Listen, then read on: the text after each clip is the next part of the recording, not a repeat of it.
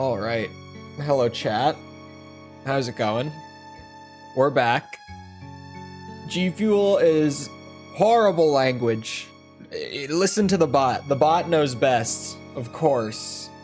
The bot is the voice of authority on what is and is not foul language. No one can argue otherwise. Clearly, that was some heinous language.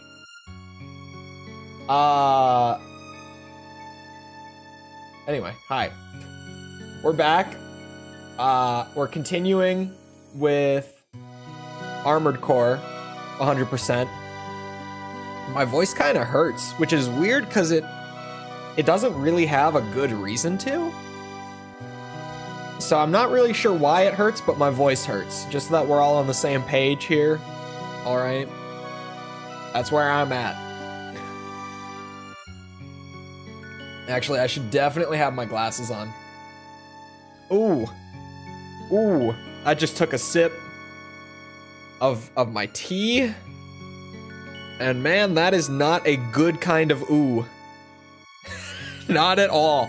God, this tea sucks. Why did I buy like it turns out it wasn't even a 12 pack. You guys know when I was saying it was a 12 pack the other day? Found out I was wrong. You know why I was wrong? It was a 15 pack. I don't know why, but it's 15. It was 5 of each of 3 different flavors. I don't know why I decided to risk it like that, but I did. And man, I've been suffering because this sparkling tea stuff, it's not where it's at. It's not the move. But hello. Lego, James, Gustavo, Dreammaster, Ewok. Hello. Why does my voice hurt today? I haven't talked much today at all. You would think that my voice would have really, I mean, my voice did really hurt earlier this week, but it chilled out. It was fine. You know, I rested it and it came back and now it hurts again. We'll see. Too much tea for one man alone. Yeah, too much, what is it that it says on the can? Oh yeah, too much energy drink with benefits. Too much of that green tea caffeine. Which is just a really weird way of them saying that this is tea. It's not an energy drink, it's just tea in a can. And it's not good tea. It's really not. Man, it has been a minute since we did Armored Core. How's the volume on this? Is it quiet? It seems quiet. It's quiet, right? The game is quiet? How does the audio get like this? How do I have audio issues so much? The audio is definitely quiet, right? Not just me. Tiny bit. We'll just go in here and we'll give it a tiny bump. Let's give it like a 5%. There we go. I'm excited for the MGS2 review. Man, that video was a challenge.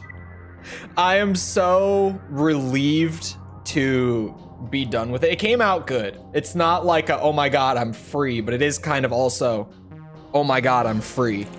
I was a slave to that video for, 9 days, I think it took me? Hold on. 8 days, 8 days. I started it last Friday and I finished it last night. So eight days. But like 8 full days of most of my time every day just working on that. I as much as it was enjoyable, I'm also just like, oh, it's over. I get to move on to the next one. So happy that that video is done. I'm also looking at hidden parts right now, so hold on. My brain is at like half capacity.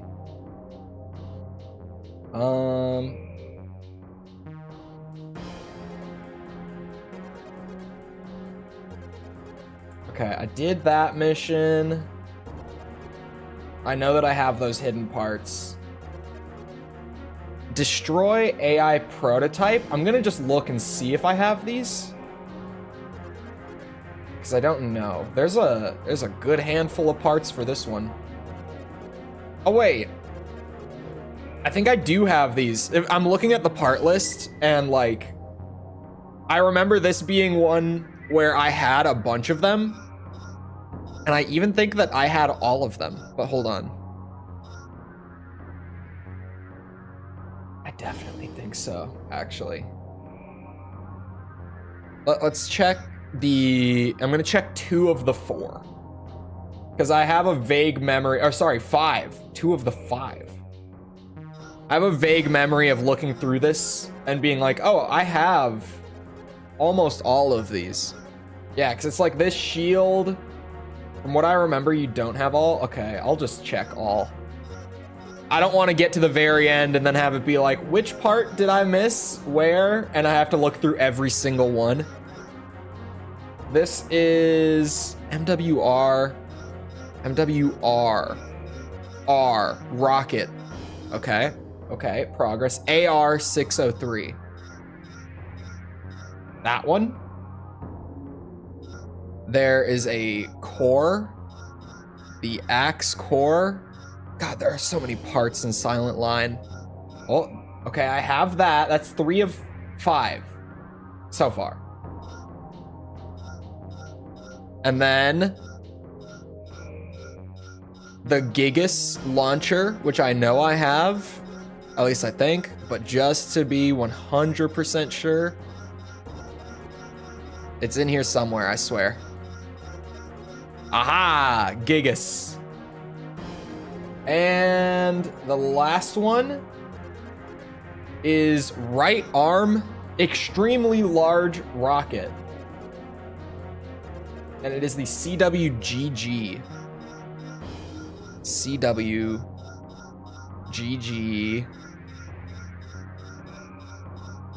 Hold on. Maybe this is the one that I don't have. Maybe oh. HRL ALX. Okay, yeah, I've got all 5. I knew it. I knew it. I've got all of them for this mission. Booyah. Next mission then. There's only one hidden part. There's only one. Oh wait, I have an E rank on it, so I don't think that I have it. But it's a core. So GR. Oh. I have this core. How? How do I have this? Make it make sense. Because this mission, hold on. I just saw on the mission list, I have an E rank on this. How do I have that part? Hold on. Must kill all the enemies very quickly. This is easily gotten with an S rank. Or in most cases, S rank attempts. How? So wait till you get to MGS4 with its 8 hours of cutscenes. I'm worried about MGS4. But I'm nowhere near as worried about MGS4 video-wise as I am MGS5.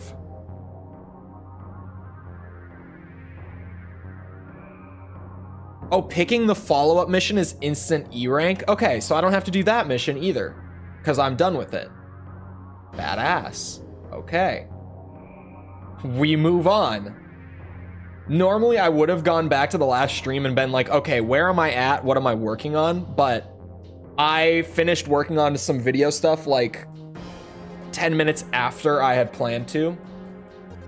I did not have much time to prep for stream today. Back unit back booster? Back unit back booster.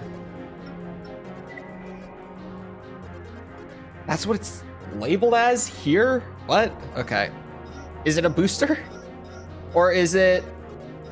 It says back unit. MWB.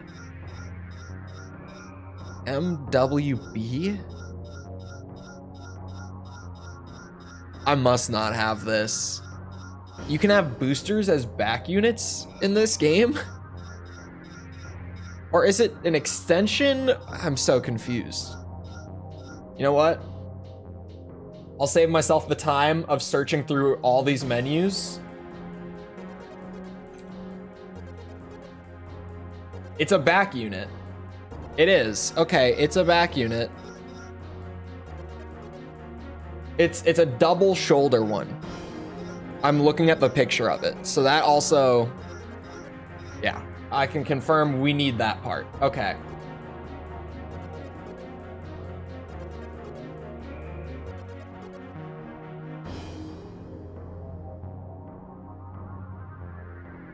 What?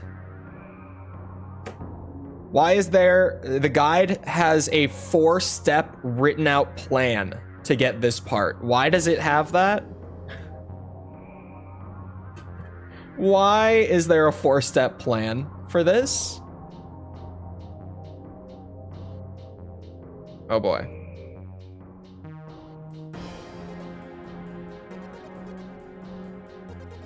You know what? Let's just go in there. The basic thing says the whole idea is to dodge missiles in the first part and kill the MT at the end. I'm just gonna start there. I'm just gonna start there, see what this mission even is, I guess, because I haven't played it. And then I can maybe read the 4-step guide, because I feel like if I read it now, I'm just not gonna get anything valuable. Generator enhancement. We'd like you to participate in the next round of tests. Having the steps. I'm complaining that there is a 4-step process for one part. That's new. Not just for this game, for the entire 100% process so far. That's new. Completely new. The breakthrough would open avenues in AC development previously thought to be unattainable. The test will be conducted. Wow, that T. Normally push generators to their limits. Aerial combat and maneuvers. It doesn't get better. It's not even one that you like get used to it. It's just awful. Missile avoidance and combat actions against targets we will designate. We expect you to push your performance levels to the limit. It's my fault. I'm stuck drinking this tea. Doesn't make it any better though. MGS5 isn't too bad in regards to cutscenes. It's not so much that the cutscenes worry me. The cutscenes do kind of worry me because of like story recapping and stuff, but MGS5 is apparently like a 50-hour game. So no time are you allowed to fire back on our units. There's just no way that I can do that video in a week. There's just not. Do not fire on our units until I give the okay. Oh, my bad. Begin. Oh. Canceling test session. Returning to base. Oh. Mission failed. Combat system. What type of tea is it? It is... Get ready if you haven't heard me talk about it. It is a... If you want the brand, which you don't, but so that you know what to stay away from, in my opinion. Sorry, I'm burning this bridge. They will never want to work with me, but it's Gorgie. Like, think how you spelled Georgie, but without the E. I think it's Gorgie. It's that. It's branded as an energy drink. It doesn't advertise itself as being tea. It advertises itself as being like a clean energy drink. So I was curious because I hadn't heard of it before. So I bought a pack. What it is it is sparkling green tea with artificial flavoring added in to make it whatever flavor it says it is on the can. So like this one is peach, or sorry, the flavor is Sparkling peachy keen. My bad. Do your best to avoid being hit. So it's sparkling green tea with like artificial peach flavoring added to No it. time. Are you allowed to fire back on our units? Combat And yeah. system engaged. It speaks for itself, even just when I explain it like that. Begin. Do not fire. Canceling test. Brother, what do you want from me? Do not fire until I say, begin. Mission failed. Combat system What do you want? engaged. They want me to just dodge the missiles, I guess.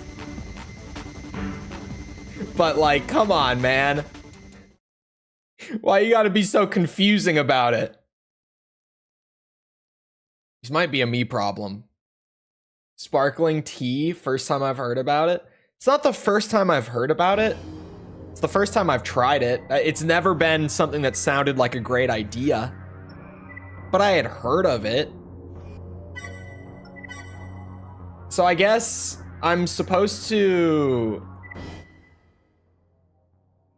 just dodge the missiles for like a minute?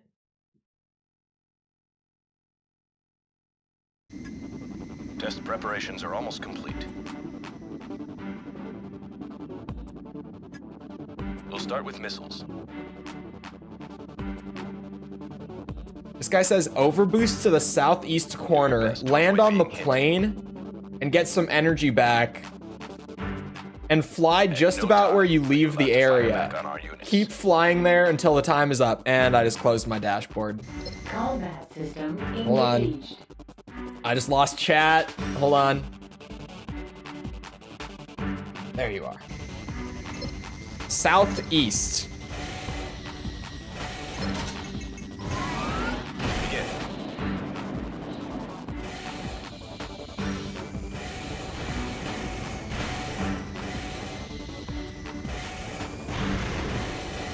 The missiles can't reach. Oh my god. Genius strategy. Absolute genius. They're all too far away. This is wonderful.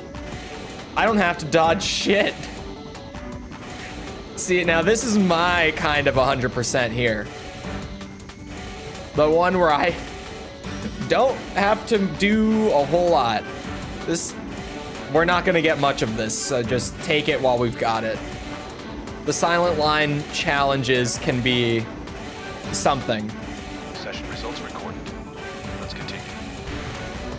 So do I get to shoot them now? Commence your attack. Yes.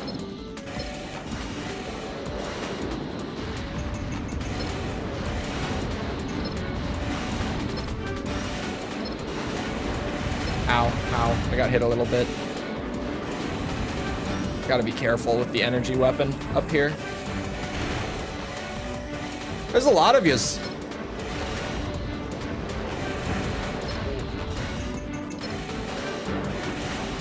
There we go. No more missiles, please. Stop that.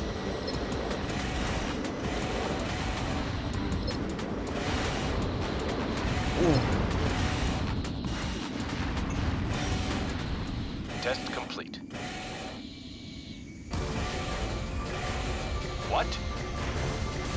What? These aren't our units. Oh shit. We're under attack. Raven, protect the transports. Right.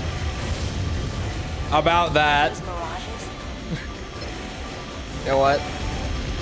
Raven, you're surrounded. That should do it. Be prepared. Oh my god. Oh no, I accidentally reset my aim. Ronald, thank you for the sub. Appreciate it. Could hear you the whole time.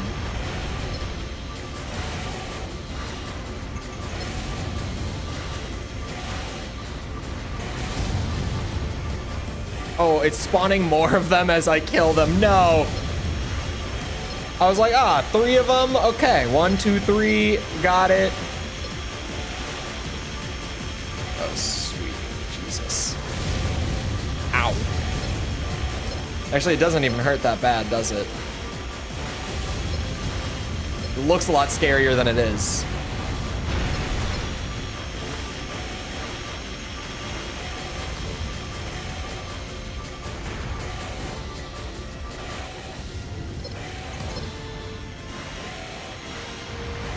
Come on.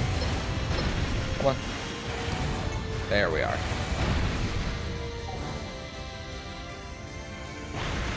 Okay. What is that thing? Silent Line is Last Raven's big mama as always. There's the big one.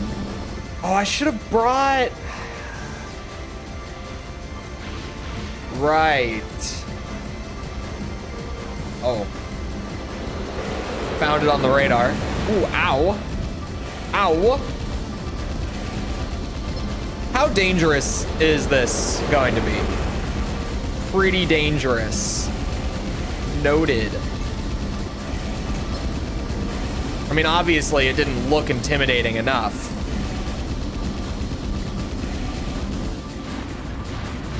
Oh! Dude, chain gun? Chain gun for the win, as always. This thing has never let me down. So, was that? Did I get the part for that? Was it really just as simple as killing the MT? Was the MT itself like some special condition? That was an S rank. I must have gotten the part. That thing had way less health than I expected. I did! I got the part and I got mail. Crest is pleased to inform you of a new addition to our corporation's part lineup. This product is being made available to those who loyally serve our cause. If you'd like to acquire the new product, please stop by the shop. It's an AC core part, model number CCL02EI. What is EI? What is EI? Have I played Ultra Kill? I have not played Ultra Kill yet. I've talked about it before. I don't know how it's eluded me for this long, but it kind of just continues to. It's one that I plan to play. What is E? Or is it E? It's E1. It's E1. It's not I. The fonts in this game can be a little weird at times. So what kind of core are you? Oh, Exceed Orbit. Okay. It's an Orbit core. Is it 9 balls?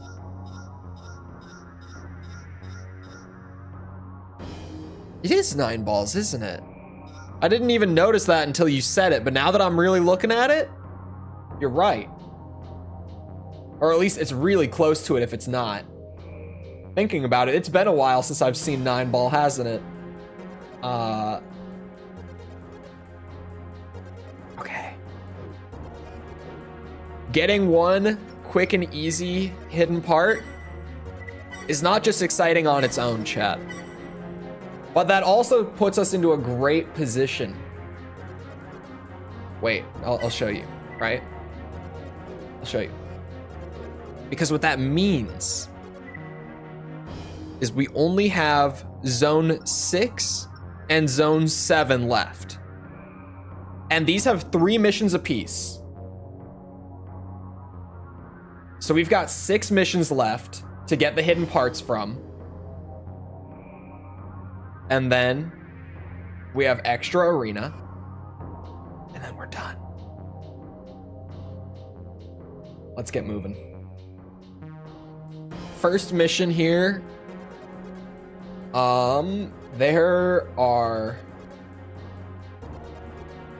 3 hidden parts. Hello, John. Let me go take a peek. I always go the wrong way. What of these do I have? Left arm howitzer. First of all, it is the NHZL-60. Shit, I don't think I have it. I got my hopes up when I saw the 30. Okay, so it's gonna be a bigger one of this.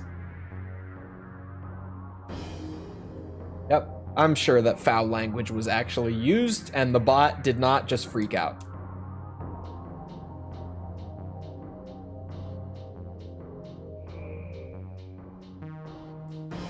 Okay, so the howitzer is in the map.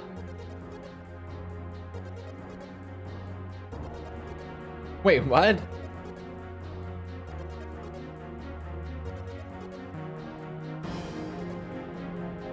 The next one is really weird. Because I was like, okay, first one is just in the map. We can grab it. The second one is that you're supposed to complete the mission with a headpiece that has no map. Yeah, no memory for the map type. So we'll take this one. Why not? What did this say? Whoa. Where's the foul? Oh, G. His dad has been paying for lessons for the last 2 years. He didn't know what a G chord is or how to hold the guitar. What? What?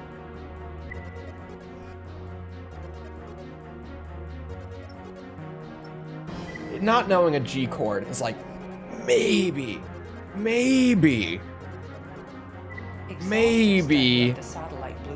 He just doesn't know the names of chords, right? We now know how to take control of this For 2 years of lessons, it's a stretch, but it's before we even possible. consider doing so, a thorough But how to hands-on hold the search of guitar? premises must be conducted. We're sending you in to fulfill this objective. Explore as much of the satellite as you can. 60% should be sufficient for our needs. Work quickly and exercise caution. It can be tricky. Great. Streamlabs is on one today. Yep. He normally is.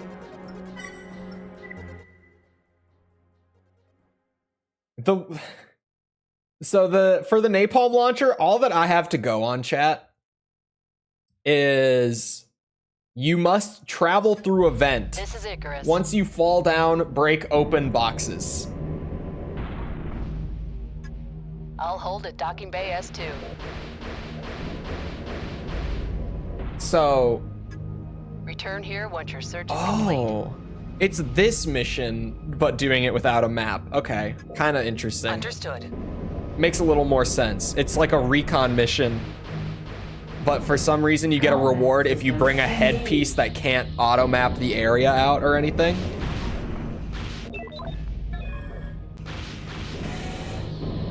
Because, you know, silent line logic, where it's just sort of, how do we make challenges here?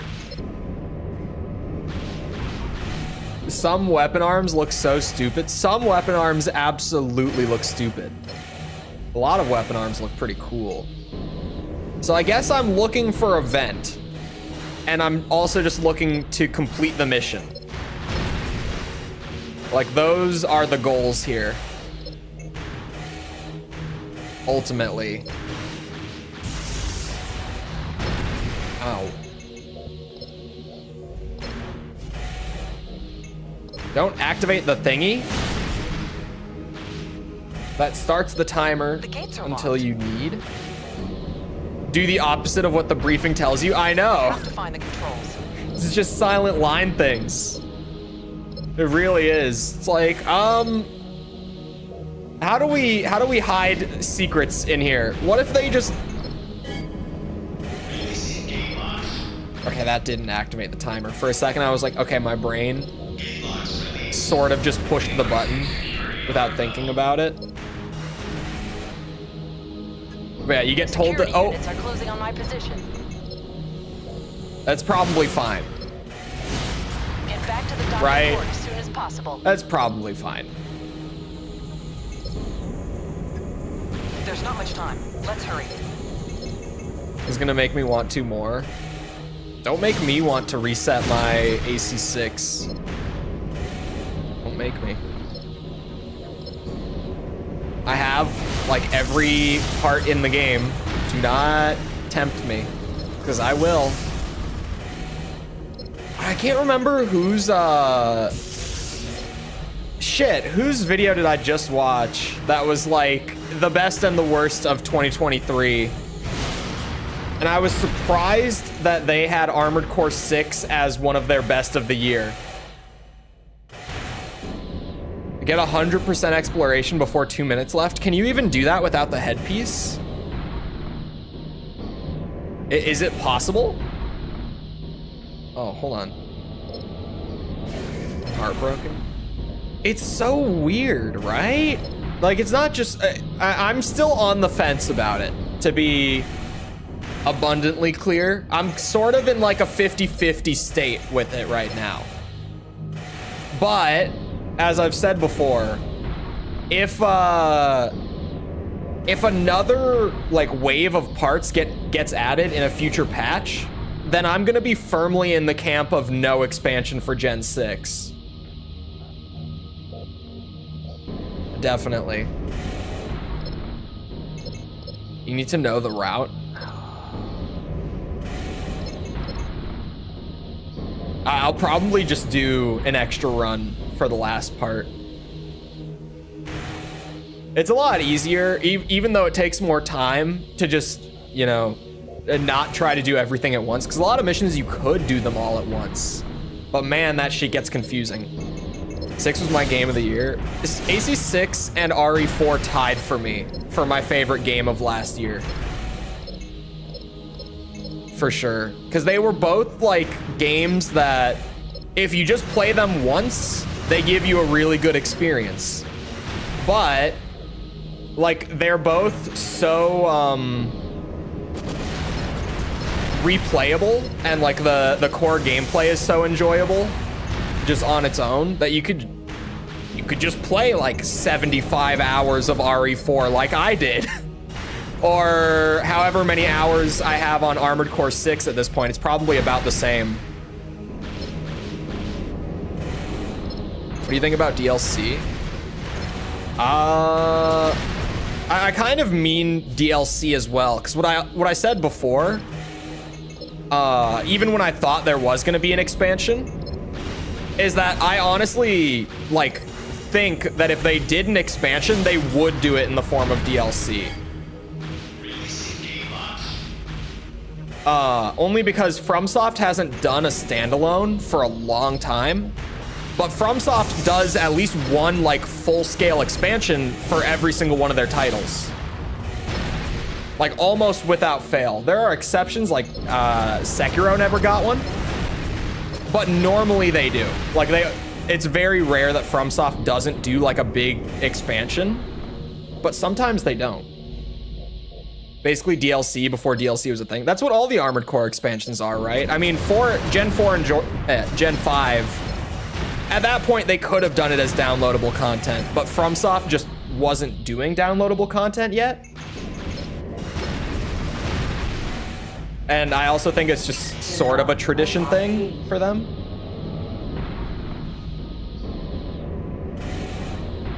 Did Dark Souls get any expansions? All of the Dark Souls games got at least one apiece. Dark Souls 2 got 3. Demon Souls didn't get one. That's one of the exceptions where they didn't do one for Demon Souls. I'm trying to think. Elden Ring has one coming out. Maybe. Everyone is like, oh bro, they're gonna shadow drop it this month. They're gonna shadow drop it on the 2-year anniversary, because on the Steam backend, there's been a lot of like technical testing and like silent patching being done on Elden Ring recently. So everyone is thinking that since they announced the expansion a year ago, it's gonna shadow drop this month. I'm not a strong believer, but it could happen. It could happen.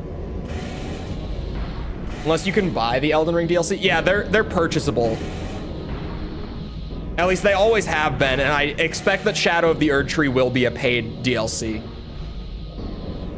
Okay, I'm going to dip because I shouldn't have pressed the button. Recovered. I think at the very least, I'm gonna get the no headpiece part, and then we can go back for like 100% exploration. And find the other one wherever that vent is. Did I play the skateboard minigame? I did not. I played Sons of Liberty for it. I played the original release.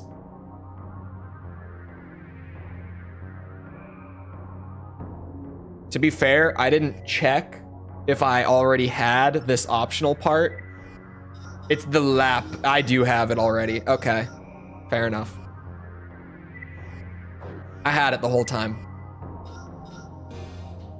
I didn't check that one. You know what? Let me check the back unit as well, just to be thorough, so that I don't do this. It's the CWM HA30.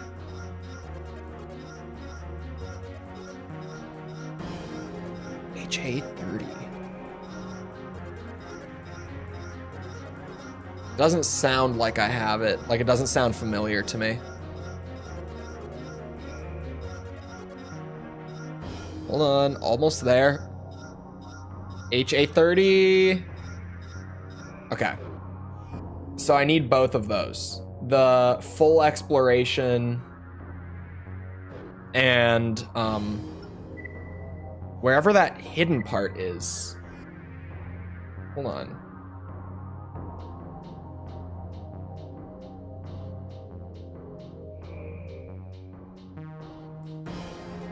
They have like a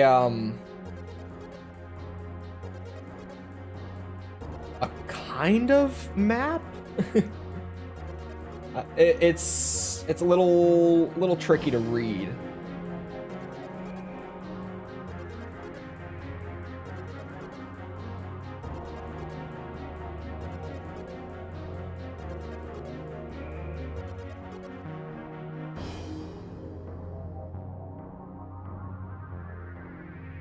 Okay, I might know where it is. Maybe.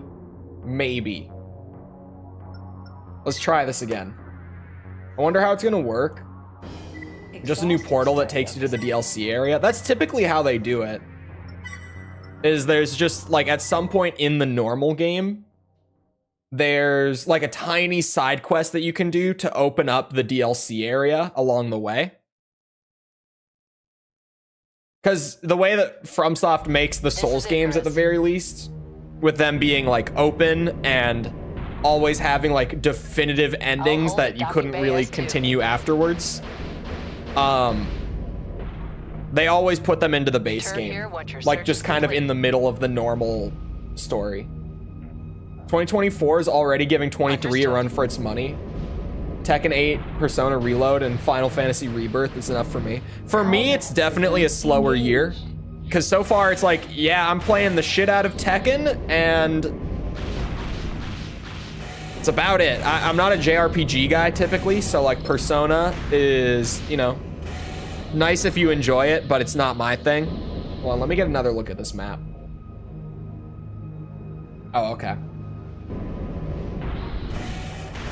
Final Fantasy, I've also never played, but it's also a PS5 timed exclusive. So the hidden part, I believe, is through that door. It seems like it's through this door. I want a Bloodborne 2 with vampires. Bloodborne 2... it's never gonna happen. You know what else is never gonna happen, bro? Bloodborne on PC. I don't know if anyone heard the recent leaks about like what PlayStation exclusives are coming to PC next. After Forbidden West comes out in a couple months, the new Horizon game is coming to PC very soon. But after that, the next two, we don't know which one is first, but we know that the next two that are planned right now, and like the ports are almost done, if not already done, are Ghost of Tsushima and the Demon Souls remake. That is what we have gotten from some recent leaks. But I am shocked that the Demon Souls remake is getting a PC port before Bloodborne. And also kind of annoyed. Like, I've played Demon Souls. This is absolutely me being a little selfish about it, but I've played Demon Souls a lot. You know what I haven't played? is Bloodborne. You know why? Because it's only on PS4. It's only on PS4. And it doesn't run too good on the PS4. It runs pretty shit. Like 30 FPS sometimes is pretty much how it runs. If you don't know about it. Ghost of Tsushima is amazing. I never played that either, but I have one friend. I have one close friend who loved it when it came out. Like, absolutely loved it. Time to start figuring out PS4 emulation. It's not here yet. There is an emulator in the works. And it actually, a little bit ago, got to the point where every single game could boot in the emulator. Which sounds like a big deal. And it is a big deal, to be fair. But I feel like most people, when I say that every single PS4 game can boot on the emulator now, they're like, oh, that's crazy.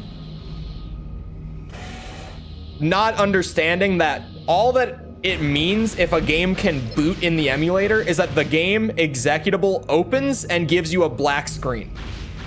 That's all we're talking about for like over 90% of the games.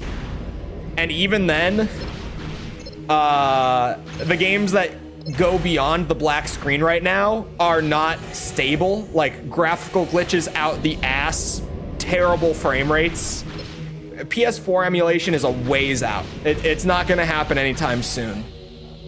I mean, even right now, like, PS3 emulation exists and it can be good. I've used it on stream and for videos before, but it's not great.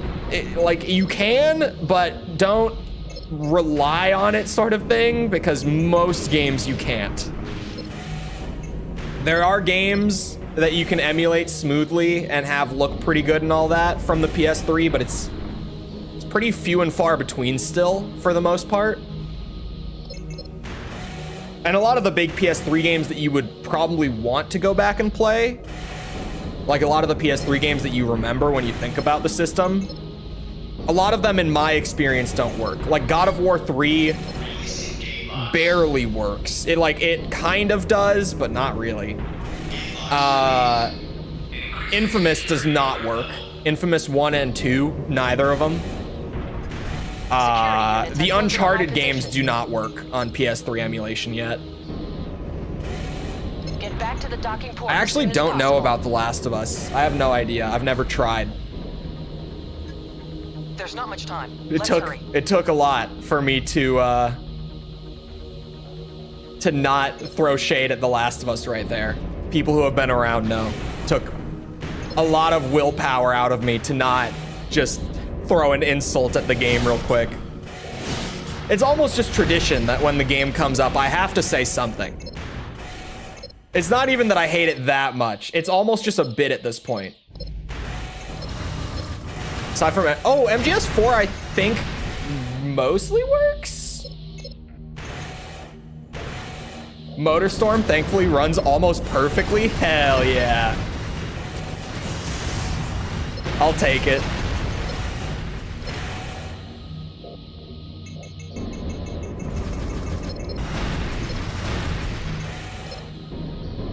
Has online enabled. That's all I play, really.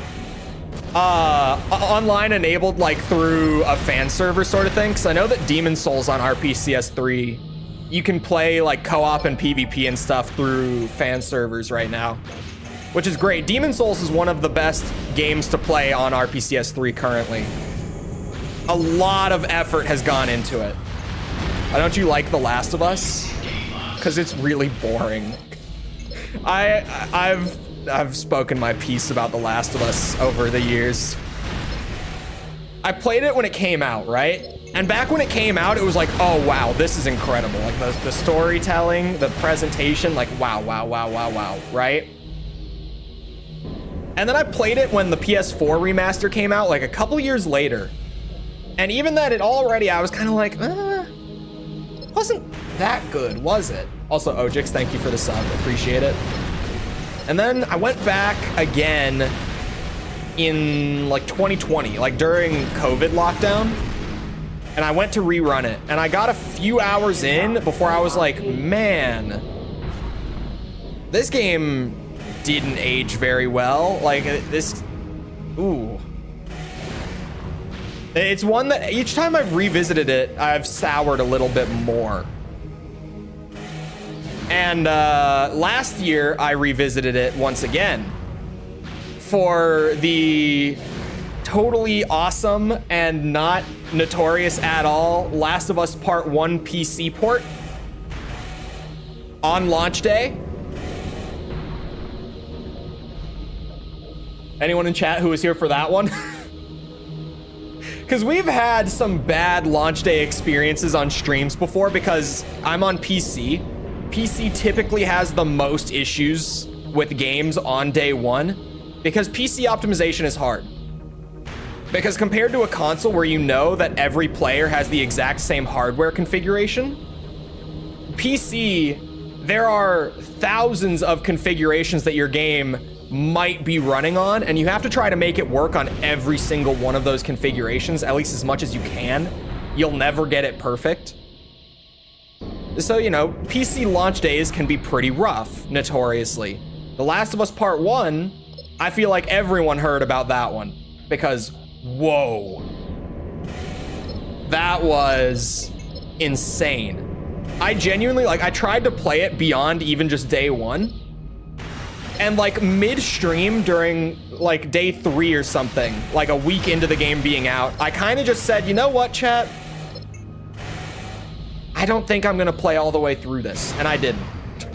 Because I really tried to muscle through it and just, you know, hope for patch a few days in. Patch never came. And I kind of just dropped it. I was like, this game runs so terribly. It looks worse than it does on the PS5 on the PC version. At least it did at that point. Because to get it to even run at like a stable 30, you'd have to lower the settings by so much. There's no time left. Hurry. Okay, so I got 100% exploration, but I wasted a little bit of time and I wasn't fast enough. If this bootleg map that I have is correct, the hidden part should be in the room behind me, I think. Hold on. Yeah, behind me. Like the other, in there, on the other side of that glass.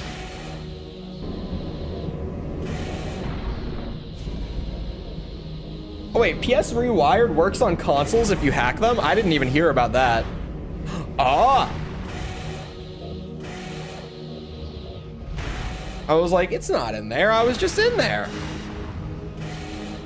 These are the boxes. Oh, I also spent a lot of time breaking those boxes this run.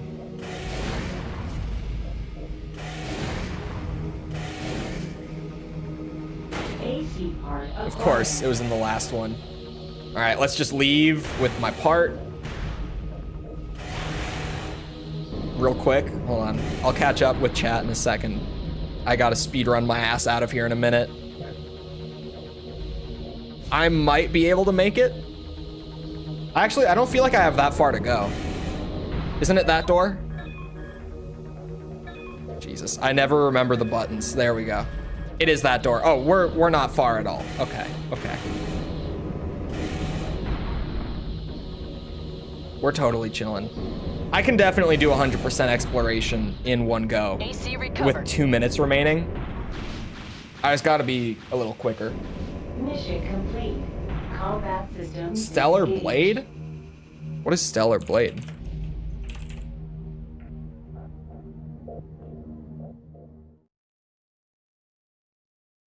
I haven't heard about this at all.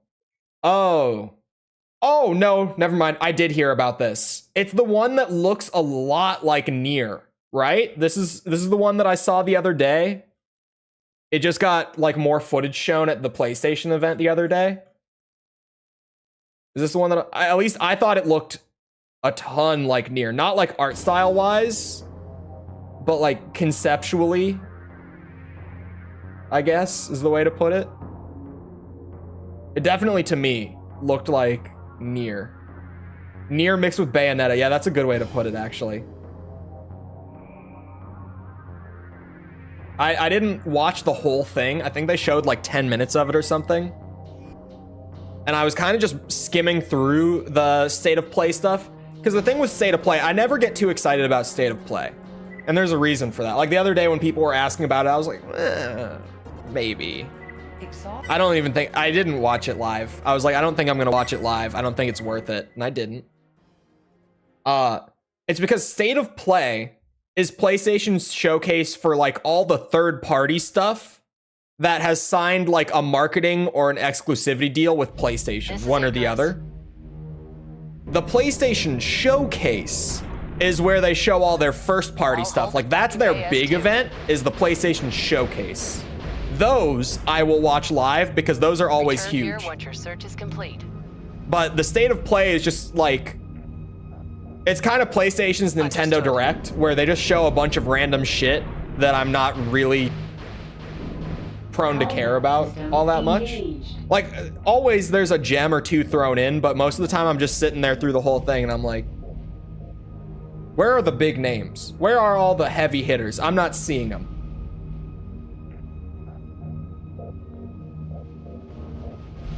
I'd be really surprised if they don't have some sort of expansion for AC6 with, from what I can tell, how much it sold. What we know about AC6 sales-wise, it's projected that the game sold a little over 2 million copies in the first month. I think it was, correct me if I'm wrong, which is good sales, right? Don't get me wrong, but also listen to me. Was disappointing. I want more disgust. Okay, hold on. Ugh. Is that it? They should really just give me the Oscar for that one. After a good few sips, I adjust to it at least to the point where the faces don't happen because I'm not surprised by it after a good few. You can keep my points. Sorry, I was talking AC6. I was like, what was I just saying? The thing to keep in mind though with AC6 is that it did sell well, right? We have to find But controls. FromSoft is a really big company now. Like really, really big. And not to be that guy who always brings it back to Elden Ring, but in this sort of situation, it is like, if you're at FromSoft and you're kind of sitting there deciding where to put budget and where to put manpower and where not to, you're gonna look at Armored Core and be like, oh yeah, this sold pretty well. Best-selling Armored Core game ever, that's something. Well, then you're gonna look at Elden Ring, right? And you're gonna see that like, the same person making those decisions could absolutely, I'm not saying this is the right call, but you can see where they would maybe look at Armored Core sales and be like, that's good, but we could put that same manpower and those same, or the same amount of budget, right? We could put that money towards a new Souls game instead, right? And you can see why they might do that. And I talked about my weird conspiracy theory with AC6, maybe. I'm not certain on this. I'm waiting to see what happens with future patches of AC6. But with AC6 maybe not getting an expansion or sequel, my conspiracy theory on this comes from the free edition of the 4 parts that came with, or sorry, the 4 weapons and the 4 frame parts, the 8 parts that came with that last patch. And it's because, like, half of the reason that expansions have ever existed for Armored Core, like genuinely half of the reason, has always been to add more parts to the sandbox.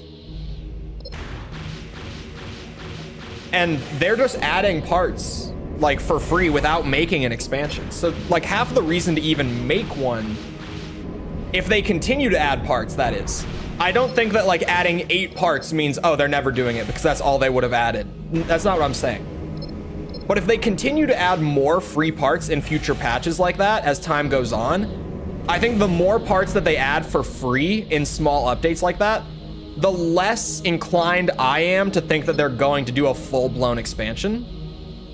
Because at that point, the only reason they would do it would just be to make a campaign. And I would still probably buy and play it, but you have to think, would a lot of people buy the game if it was pretty much just to get more missions? And I'm not talking like hardcore Armored Core fans, because they would, absolutely. I'm talking like general audience. The majority of the 2 million that bought Armored Core 6, would they want to pay like full price again just for more missions? Like same mechanics, mostly the same parts, if not all the same parts. Would that super casual audience pay full price again just for the missions? Because I don't think they would. I bring it up a lot when I talk about like business stuff when it comes to games. But when I was in dev and design, one of the biggest things that I was taught, like, and every newcomer into dev and design has to get this like hammered in, because when you go in, you don't think like this.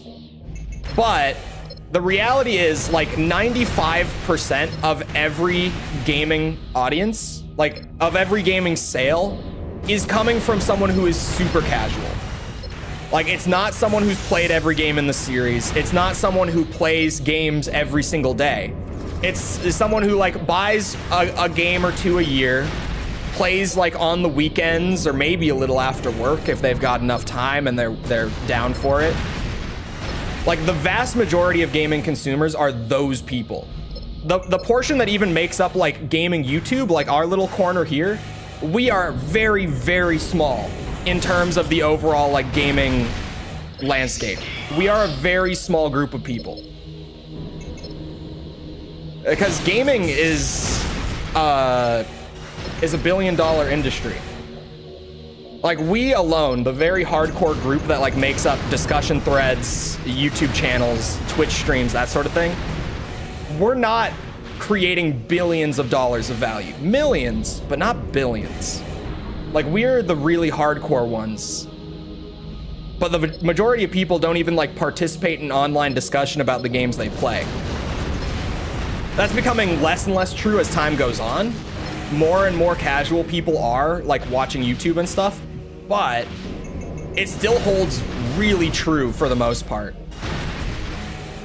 You're making me think of the "you're not a real gamer" copy pasta. No, I'm not saying that those audiences are bad, but I'm saying that when we are looking at things like the business behind it, like the decisions being made, or even like when we're evaluating the quality of a product, you kind of need to get a little out of the headspace of like the really hardcore crowd and remember that like we are a very small group and that the majority of what factors into the decision making and stuff like that doesn't come from us.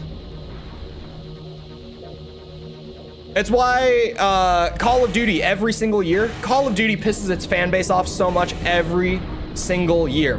When was the last time that a Call of Duty game came out, you guys, and you heard the hardcore COD fans say that they liked the game? When was it?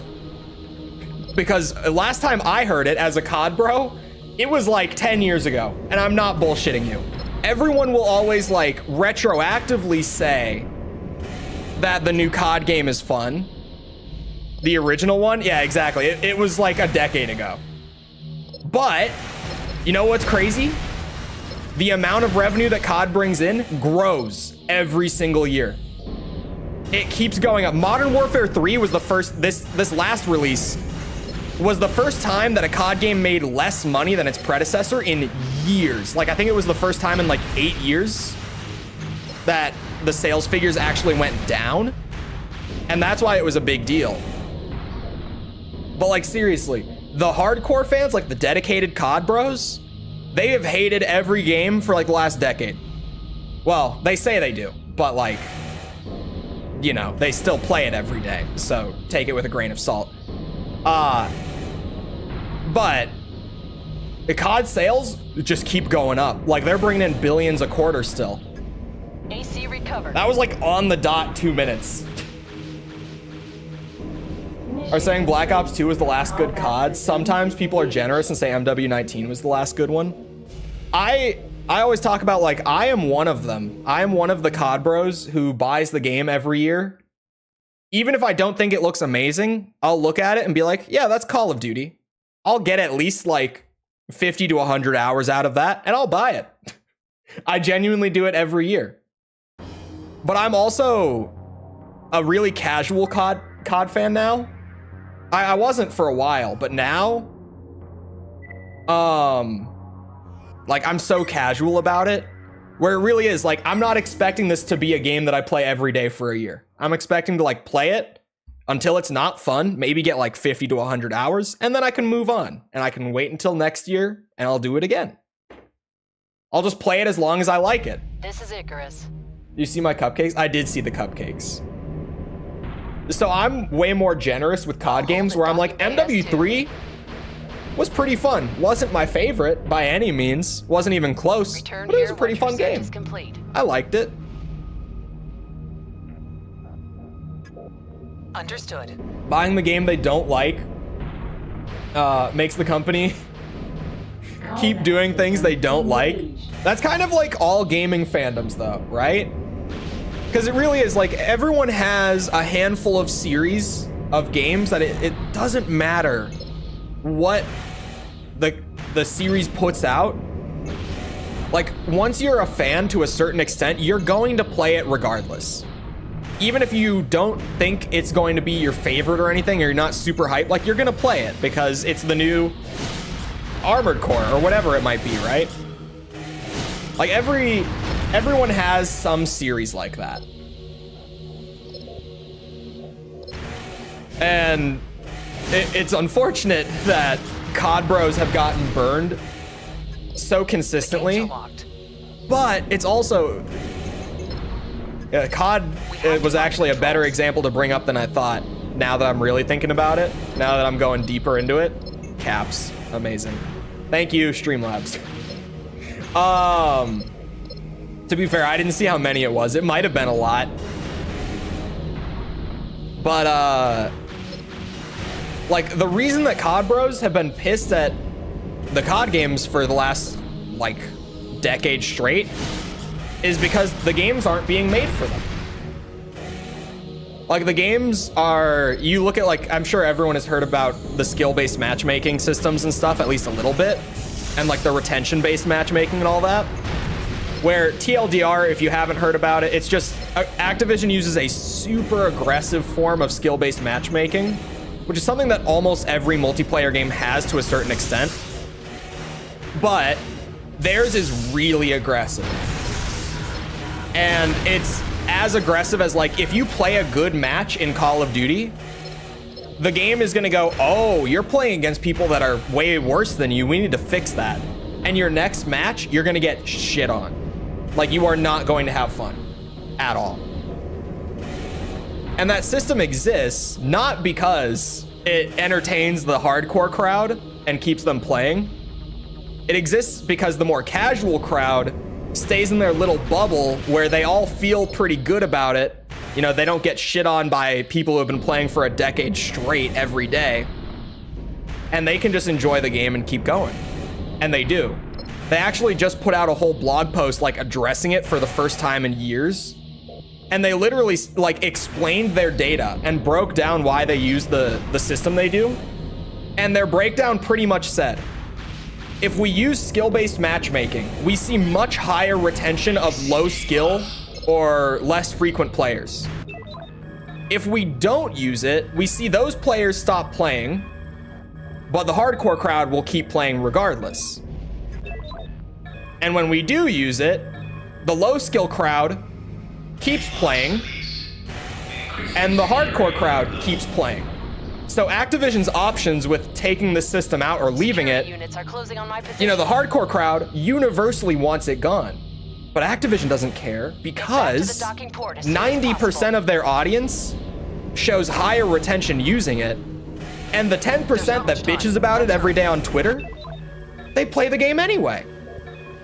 They complain about it a lot, but they keep playing. So to them, it doesn't matter at all. Like, the system's gonna stay. It's actually a great example of like casual versus hardcore stuff when it comes to like decision making in the industry. Because the COD fandom really does complain about it all day, every day. They've done it for years now.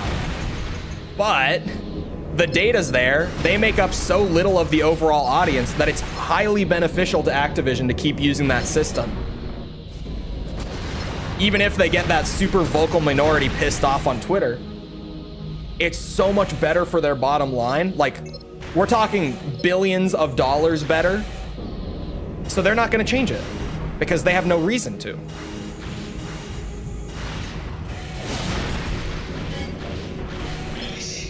Maybe not 6 though. I don't know. I feel like Nintendo kind of churns games out. With the one exception being Tears of the Kingdom.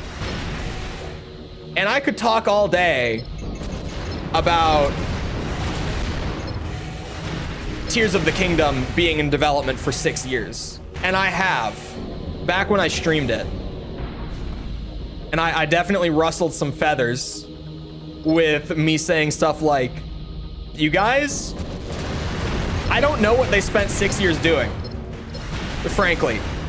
Because I still, to this day, after 100%ing both games, I still don't know what they spent 6 years doing.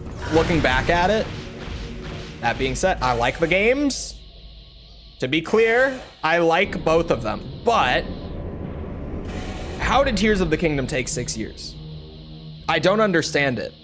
Breath of the Wild took 5. It had a 5-year dev cycle. How did Tears of the Kingdom take longer than Breath of the Wild? Because if you've played both, you'll probably know what I'm getting at. It's not very different. Like, it adds a lot, but considering that they built the entire foundation and all of Breath of the Wild in 5 years, even with all of that added content, how did that take longer than building the entire base of the game and the entire game's content from the previous entry? It doesn't make sense. Because if it's the same team, which we don't know for a fact, but like more than likely it was, I don't really understand where all that time went, in all honesty.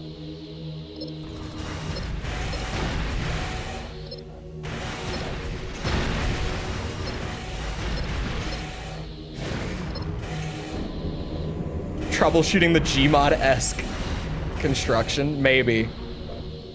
Like, there's definitely a lot of good stuff in Tears of the Kingdom. Like I said, it's not that it's not a good game, but it is sort of just like, how did this take 6 years? It could have been getting it running on the Switch. But even then, you know, not to be that guy, but absolutely to be that guy because I can't help myself, it still doesn't run all that great. It really doesn't. I 100%ed both Breath of the Wild and Tears. Breath of the Wild had occasional stuttering and like frame rate drops. Tears of the Kingdom had it bad. Like a lot worse. Not like Bloodborne levels of bad, but it could be pretty brutal. And I played the game docked like the entire time. I never played it in portable mode, like in handheld mode. I'm sure it's only worse if you played it that way, right? Can anyone attest who played it both ways, actually? Mission complete. Combat system disengaged. They took a whole extra year just for debugging and polish. They have to have taken at least a year just for that stuff, right? I've grown to despise the Switch because Nintendo have milked it for too long. I feel the same way. Like a few years ago when I bought my Switch, almost 7 years ago, Jesus Christ, I was like, man, this is a great system. That wasn't it. Is there like a room with nothing in it somewhere?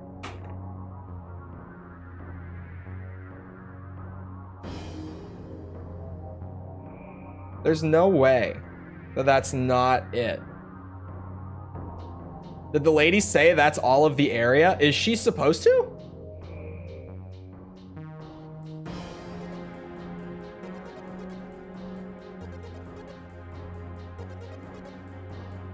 I only got frame dips while diving into the depths quickly, handheld only. Oh man. I got frame dips like into the teens. Just as soon as you pull out Ultra Hand and start moving something, it would tank. I don't like Breath of the Wild and have no desire. If you didn't like Breath of the Wild, it wouldn't change your mind. It definitely wouldn't. It's good. But if you don't like the base of it, then yeah, it won't convince you necessarily. Because it's massively expanded, but it's still that same base. I'm looking at the map, this really haphazardly drawn map, and like I've gone through all of it, I'm pretty certain. Do I have a lighter AC? Do I have a lightweight made? I do. But yeah, the more that the Switch goes on, the more that that like the new games struggle to run well on it. And it really gets to the point where each new game that comes out, I'm like, man, we need a new Switch, you guys. Like, we need a new system. Give us something that could run this smoothly. Mario Wonder ran great. Probably because it's a 2D game, but ran great. I'll hold it. Willing to watch? I don't feel like I'm missing anything. Hold on, I'm pulling it up. Return here once your search is complete. Understood.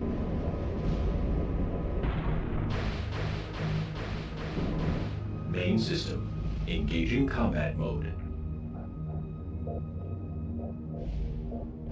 Oh my god.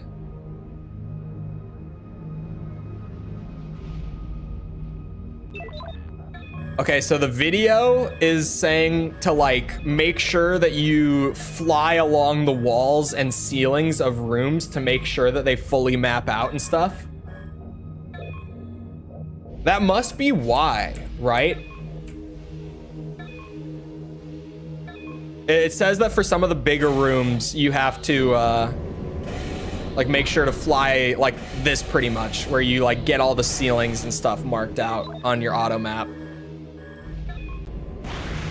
Switch was old tech when it launched. It's a 2009 CPU. I thought it was a 2013 chipset. Is it 2009? I've been saying it's a 2013 for years. Was I wrong? Is it older?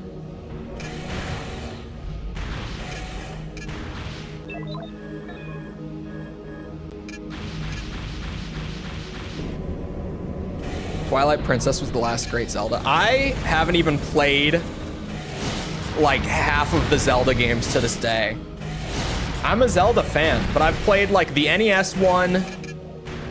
I'm trying to think.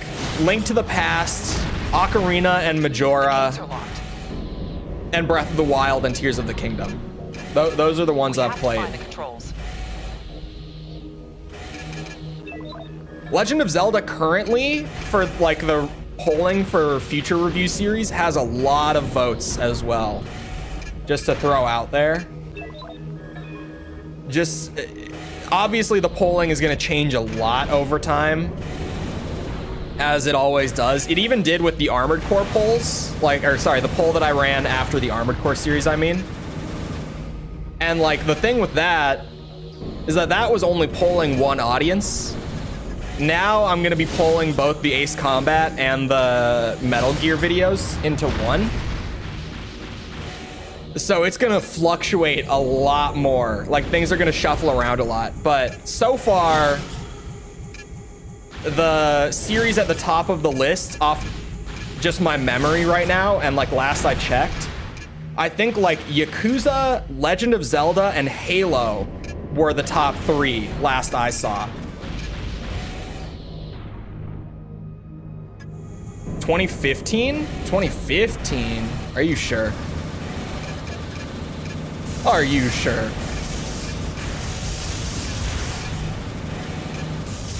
It's probably right. Could have heard some exaggerated complaints. Yeah. Definitely. I mean, even then, right? Like, last year with Tears having its frame dipping issues. It's because it's on a 2015 chipset, man. Okay, so this room. Oh, hold on. Was there a gap there? Oh no, it's just like the weird doorway gap thing.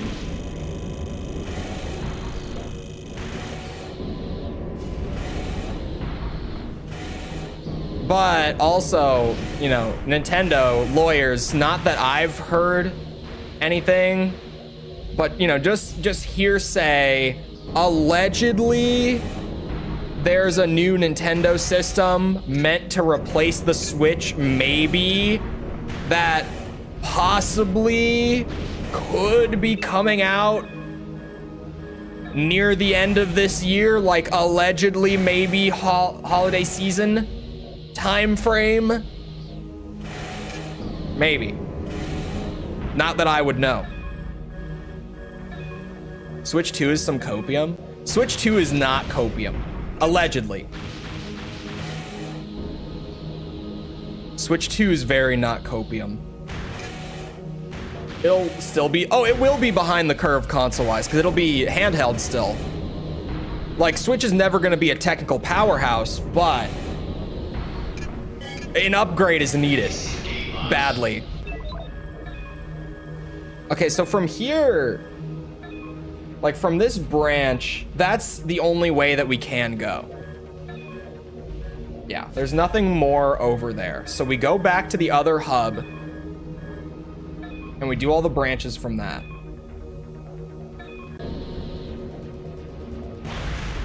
So Steam Deck. I don't get the Steam Deck, man. I really don't. I haven't gotten it since it came out. There's a lot of people who love the Steam Deck. And like, fair enough. Glad you enjoy it, more power to you, but I've never really understood it. Because for me, I'm like, if I want to play my PC games, I would play them on my PC. Like when am I out on the go, you know, not at home, and I really want to play like Armored Core 6? I've never really understood the hype with the Steam Deck, because even just the sales like premise of it has always seemed weird to me. But maybe I'm just not as much of an on-the-go gamer as others. It's entirely possible. I'm really not. I've never been a big handheld guy. I mean, I was when I was a kid, like, you know, Game Boy and DS and stuff, but not for a while.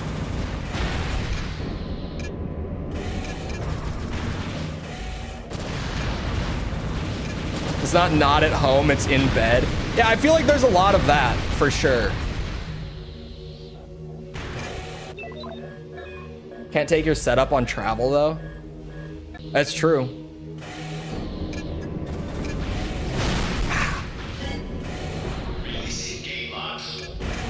But to that extent, I don't really travel unless I have to. I hate traveling, like, a lot. I really... Like, I've been to other countries a couple times, and that's something. But just like, you know, random road trip or like domestic vacation or anything is so not something that I enjoy. I try to travel as little as possible. When I lived in Florida, I had to travel back to Minnesota a lot, like a lot, and God, did I hate it so much. Because that was also mostly during COVID that I had to do all that traveling, and anyone who had to deal with airports during COVID, you know that they somehow made the airport even more miserable to go through. I mean, for good reason and all that, but the airport's already so unenjoyable to have to deal with. It only got so much worse when you added in, like, you know, needing to wear the mask the entire time, because the way that it would be, and I wasn't one of those people who was like bitchy about wearing the mask or anything either. I was really good about it. I had no problems with it.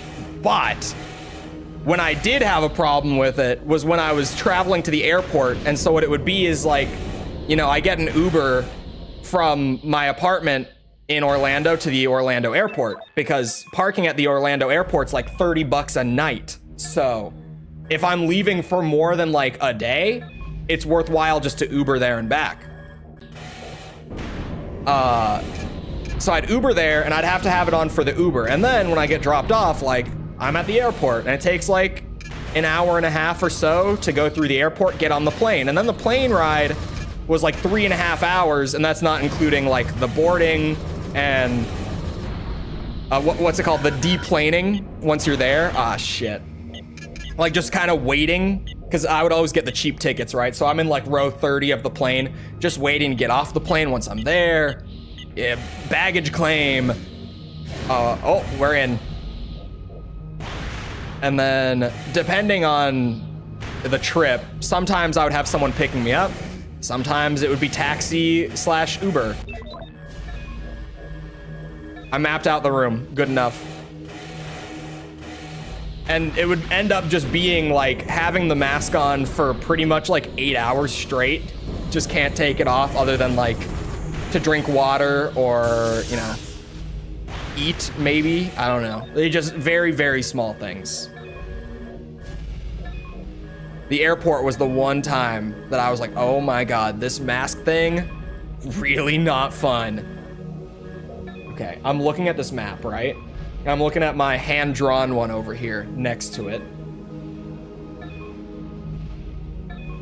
Where am I missing rooms? Because I clearly am. I've run this a few times. Where am I missing anything? I'm looking. Just side by side. Can I zoom out more? No, this is like max zoom out. That's the start.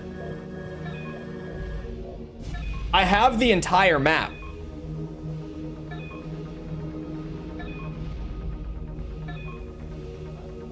I have the entire map. Chole doesn't seem like that kind of people. I might just not be that kind of person, to be honest. It's entirely possible. Travel a good bit for work. Steam Deck's incredible for burning time at the airport. Oh, the airport would be nice.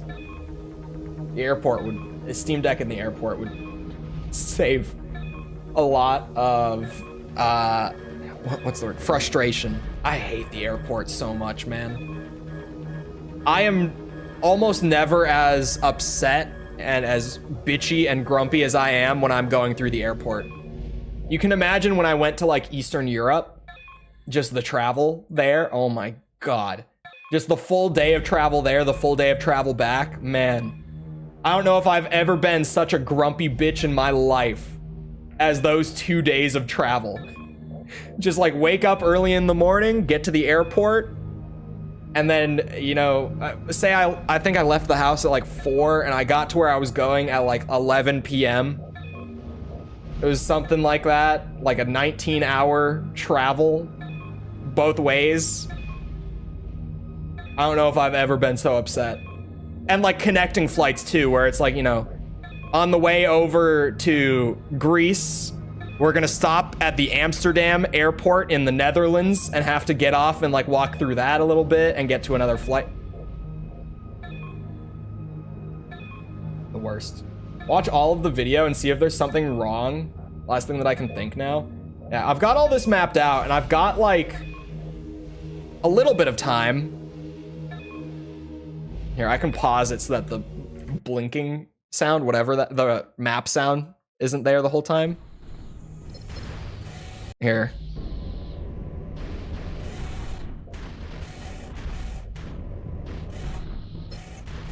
If you step in my country, it's done for you. We'll find you. I stepped in it twice. You didn't do shit.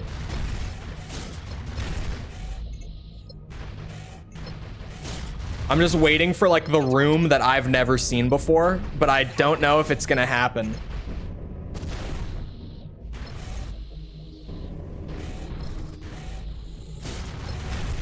Why is this video in widescreen and at such low resolution? At first, I just thought that this was at like 480, and it might be, but it looks like the bit rate is just super low. Yeah, this is where it was like, make sure you're flying up so that you get like the whole room mapped out. I did that in this room.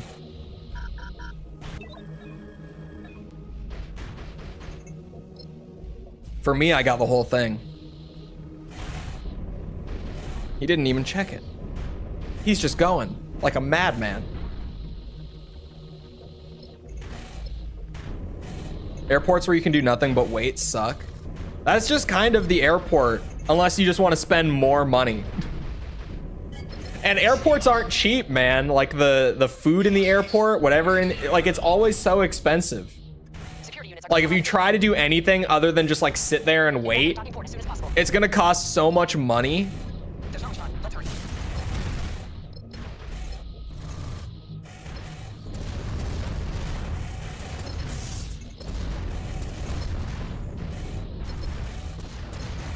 Been through all this. Supersonic racing. Watching it in double speed. Imagine if the game just moved at this pace. I mean, that would just be Armored Core 4, but in hallways, I guess.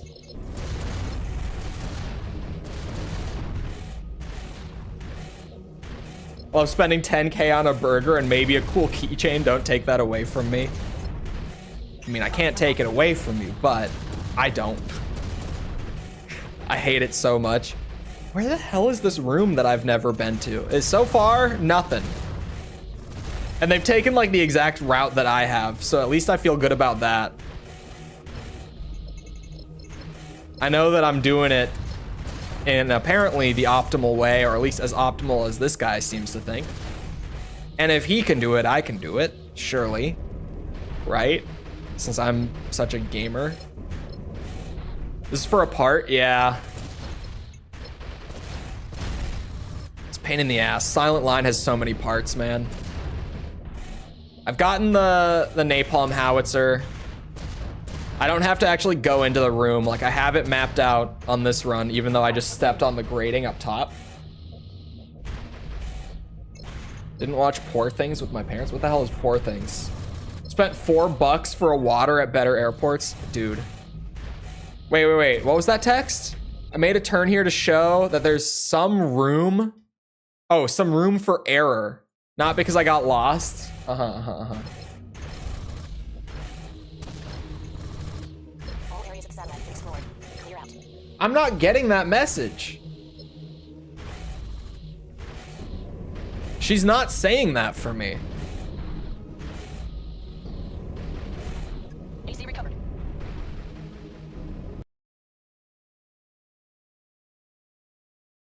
Oh, they showcased the parts too. They just did the whole run that I've been doing.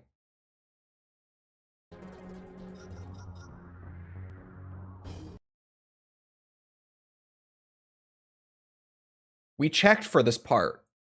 I know that we don't have this part. Hold on.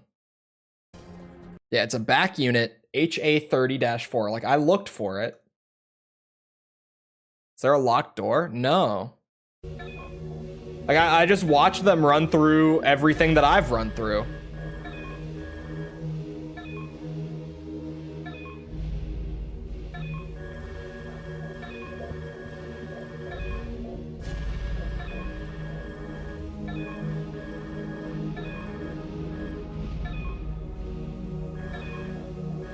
Like, there's no gaps in this map.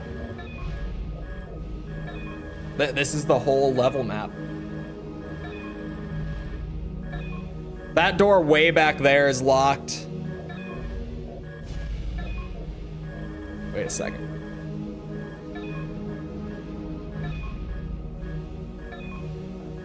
Is that an actual gap where it didn't map it? Do you see what I'm talking about there?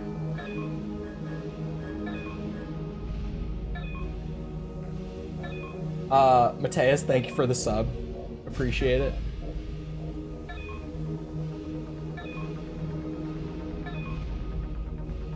See as many films as you... Not really. Some theaters do it. I don't know. I have a membership at like the good theater here. Pretty much it's like a... Because I've been so many times and like built up so many points with them that I get discounts whenever I go. Or like I'll get like a free large popcorn when I go or something. But it's not like, oh yeah, free tickets as much as you want. AC recovered. I don't know. I'm kind of just leaving and seeing if Mission objective achieved. maybe I have the part and I'm dumb and I didn't see it before. Because I've done that exact thing like 3 times now and just not gotten the part to drop. I'm super confused actually. D. Is that just because of all the money I spent this time? Because I got an S last time. It must be. Okay, hold on.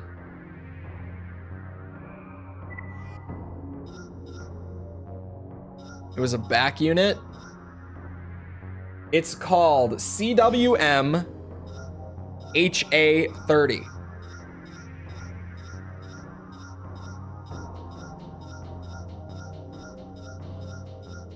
We're past the missiles. I don't have it. I don't have it. Hold on. Small chance. There's a very small chance that I sold it. Incredibly small chance. Like, I don't think so. No, I don't have this part. Am I getting near the locked door? I think so. It'd be funny. It's happened. It's happened a couple times where I've been sitting here really trying to get a part to drop, being like, where is it? Why is it not giving it to me? And then I've had it the whole time. That's why I've been like triple checking before I actually start a challenge now. Because I've spent like 30 minutes to an hour trying to get a part and then realized that I had it.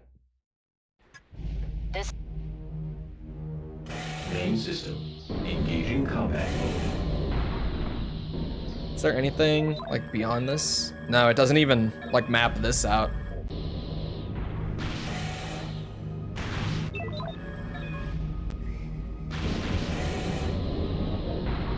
All right.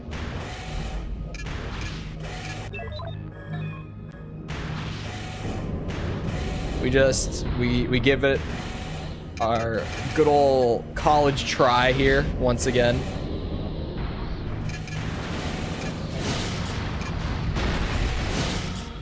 Uh-oh, I don't want to get blasted. When a good movie comes out, it's like twice a year. Movies have definitely been, at least for me, a little bland for a while. Controls.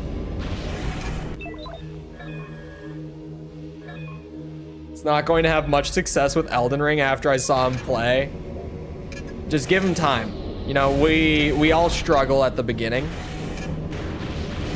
Just let him cook a little bit. I don't know anymore. I don't know shit. I don't know where this goddamn part is. Maybe if everyone likes the stream, the part will drop. I think that that's true. Right? That's how that works. Improve map scan range. Do they? That sounds like one of those weird, like, obscure details that could be true.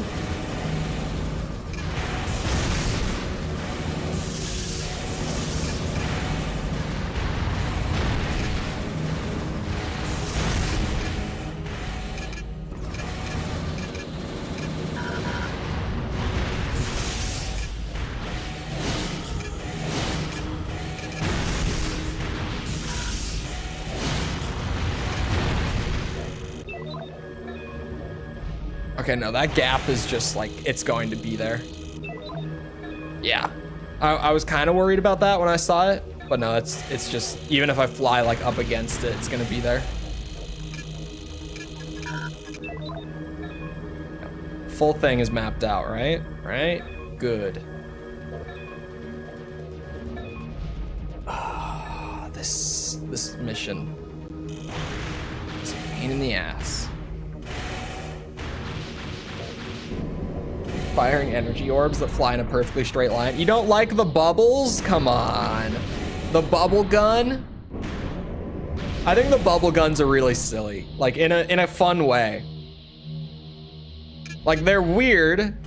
They're definitely weird, but having like a literal bubble machine gun is kind of fun at the same time. All right, this is the door release. I'm going to push the button and then the timer starts and we just gotta go. We just gotta do it quickly. You little shit. This is the way that I came from. Wrong door. Security units are close. Wait, what? Oh, no. I have to go back to the previous hub. That's right. It's like the guy said, there's some room for error, and I'm just showcasing that so that everyone else knows. There's not much time. Let's hurry. But shotguns are actually good in AC6. They're very good.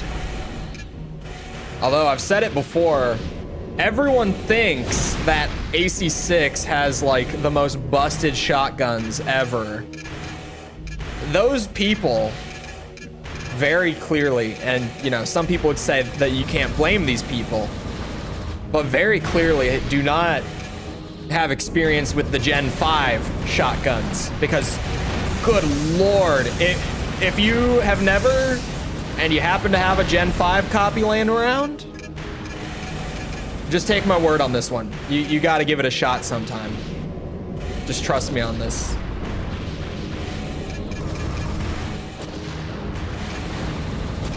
You just gotta trust me, bro.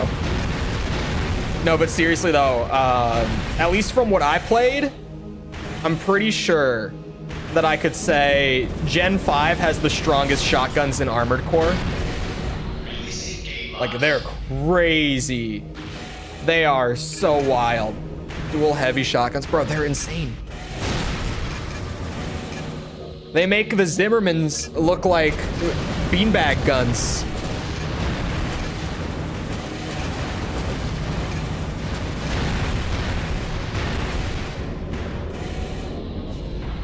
Was a nice risk reward build. I think Gen 5 had such fun building. I said it in the reviews. People, well, a lot of people were like, yeah, I thought Gen 5 had really fun builds too. Other people were like, what the fuck? He said a good thing about AC5. Who told him he could do that? Who told him that's allowed? Because it's not. I'm still not over the reaction to the Armored Core 5 video. Because it was funny. Like, I kind of knew when I made it, I was like, yeah, this is gonna be one of those videos. Like, I know when those videos are gonna be those videos, right? Like, when I made the Ace Combat Zero video, I was like, ah, this is gonna be one of those videos. Okay. Like, it's one of those things where I know even before I write the script, like once my brain starts looking at the game a certain way, I'm like, ooh, we're getting spicy this week.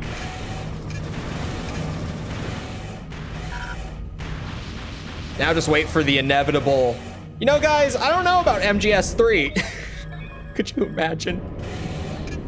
Could you imagine if I said that Metal Gear Solid 3 wasn't my thing?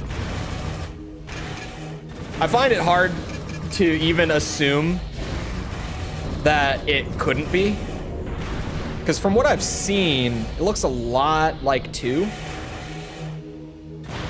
And me and 2, we're chill.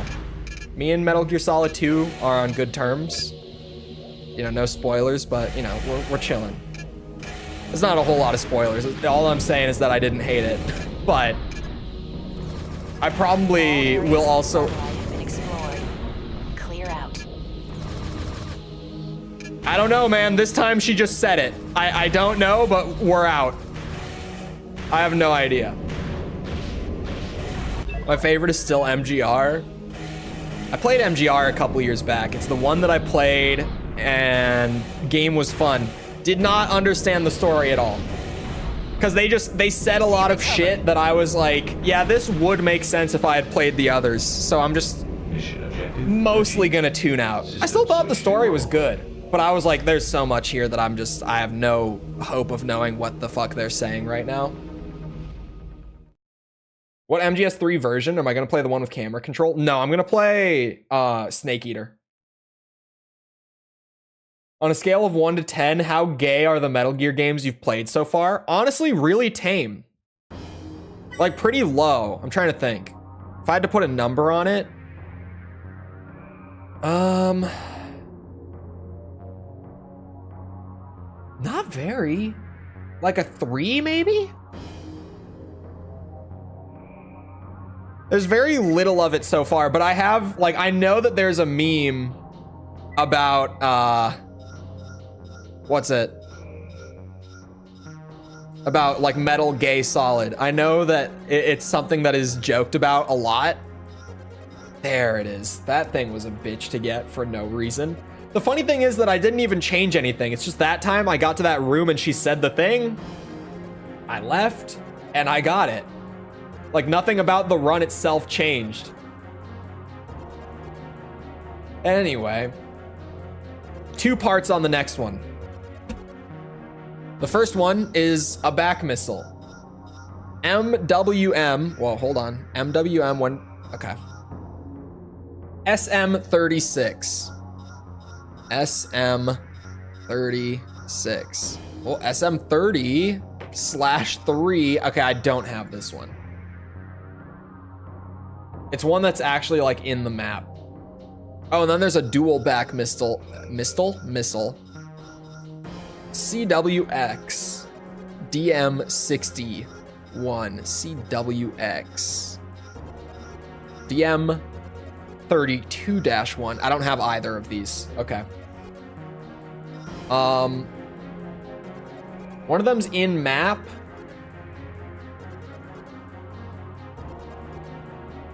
The other one says kill the second AC. Should be easy enough. Is that a double giant one? What does it say? It just says dual back missiles, so I don't know. We'll see when I get it. Please play the one with the camera control, please. I'm going for the OG version. I played the MSX version of Metal Gear 2. Literally just so that if there was a retcon instance, because I had heard that Metal Gear was crazy with retcons, so I've been hard sticking to playing the very original version of everything, with the one exception being the Metal Gear Solid PC port, but that, like, the story, there was no major change there other than, like, I guess the Psycho Mantis fight was slightly different. A massive attack has been launched against our main headquarters. We require immediate assistance. Crest somehow found out about our plans to gain control of the satellite. They're doing everything they can to stop us. It literally just makes the game better. Why are you doing this? Consists of both ground and because when the game came out, it didn't have it. Right now their efforts are concentrated on the ground attack force. Like maybe they responded to feedback and added it in a later version, but like the game's original design didn't have it. Units that try to land on the roof. I'm way more interested in looking at how it came out rather than like how they touched it up over time. Kojima himself updated it. Kojima himself fucked up and didn't add it the first time. So I'm gonna call it out and I'm gonna talk about it. I have to. Enemy aircraft approaching. Kojima has spoken. I got a comment. Hold on. I might actually pull this one up real quick. Speaking of, hold on. It's not super on the same track, but let me find this real quick. Shouldn't take me very long. Here it is. I found it. Kojima wanted to stop making Metal Gear games since MGS2. Keep that in mind, because I'm going to come back to that. And you can kind of get the sense that he didn't want to make that game either. I've played the game. I don't know what he's talking about with that one. But Konami squeezed like 5 more games out of him, then gave him the boot so they could focus on pumping out cheap crap under the Metal Gear Solid name, which I know he's talking about Metal Gear Survive. I think I'm not going to buy Delta out of solidarity with Hideo. You guys want to know trivia about Metal Gear and Hideo not wanting to make Metal Gear games? You know what game Hideo didn't want to make for a while? He changed his mind. But for like a solid 2 years or so, he didn't even want to make Metal Gear 2. Like he didn't want to do a sequel to the original at all until like he heard about the Snake's Revenge project from a colleague. He had no intention of ever continuing the series whatsoever after the original release. And like clearly the guy stayed. He didn't have to stay. At Konami, I mean. It's Hideo Kojima. He could have gone anywhere. And clearly, like, when they did give him the boot, you know what he did? He said, okay, I'm making my own studio. And he did. And it's a highly successful studio. Because it's Hideo Kojima. Because the guy can do whatever he wanted. I really genuinely, having played MGS2, unless there's some story that I just couldn't find during all the research about the production of it, and there was a lot that I found about that game's production. Unless there's something that I just never came across, I got nothing to go off of that implies he didn't want to make that game. One of the helicopters touched down. Take it out. I get the impression he was done by 4. I've heard that before too. I like that one I've heard. But then he did 5. Like, I don't know. Demolition charges set. Uh-oh. Clear out. I think I failed.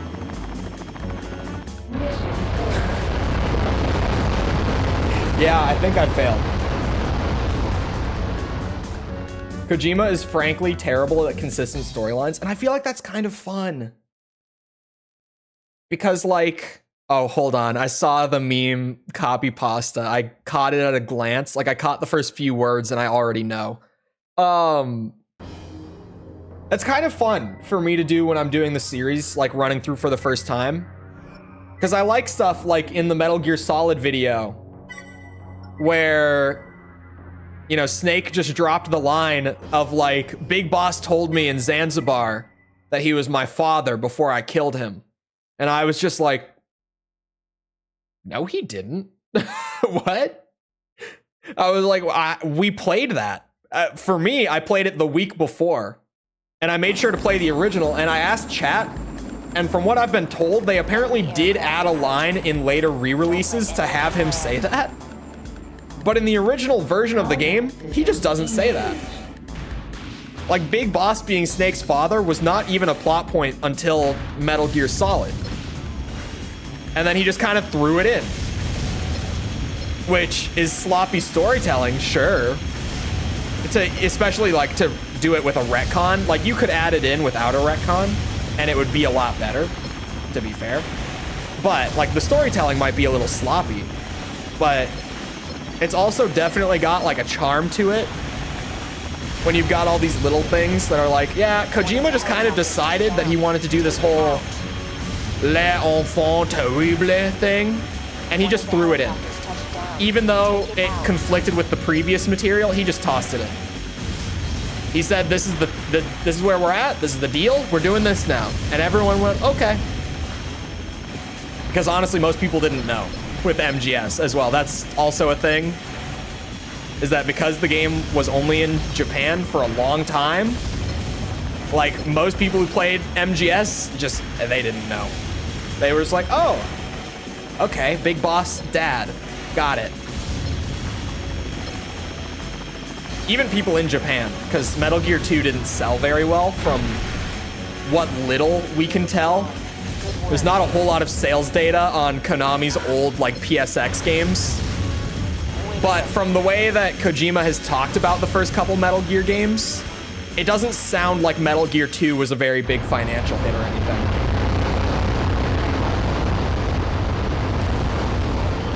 Wow. The audio. AC target identified. Commencing attack. If I say that 5 has the best stealth espionage action gameplay, it isn't controversial. I've heard that before. Like, I've heard that 5, it seems like a fairly controversial game in terms of like story and stuff. But I've definitely heard that gameplay-wise, it's supposed to be like one of the greatest stealth games ever.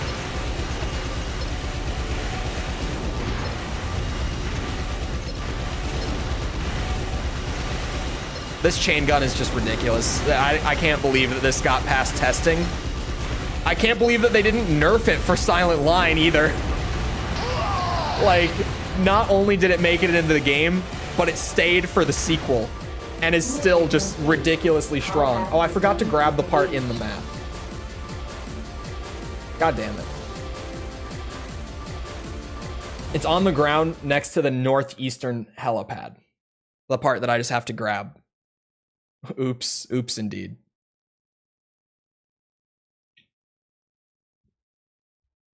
It's fine. What's one more replay of that mission? I got 2 emails.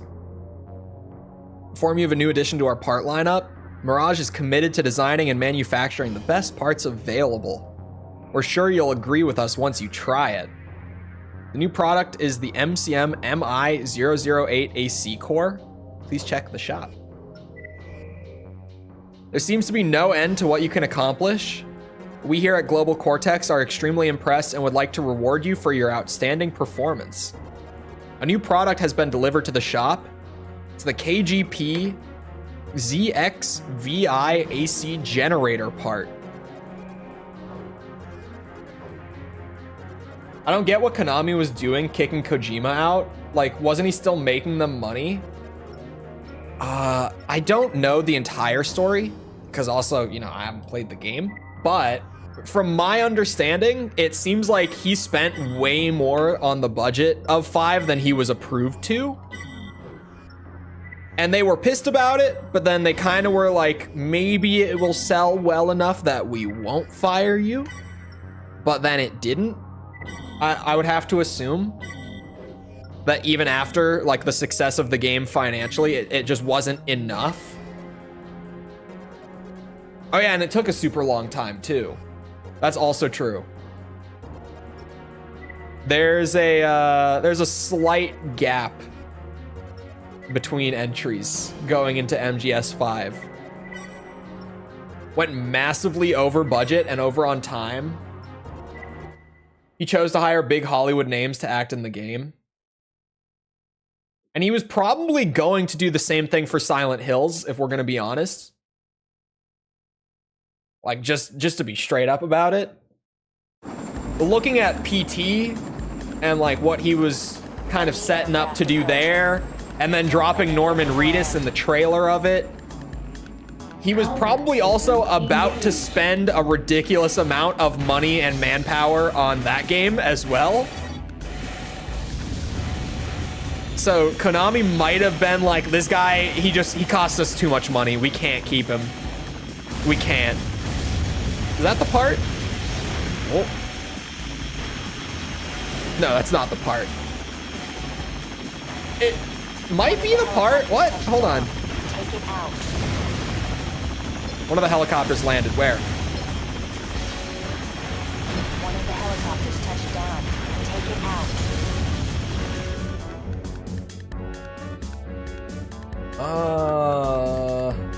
Look everywhere next to the helipad.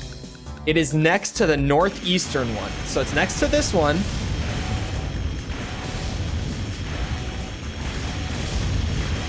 Everywhere.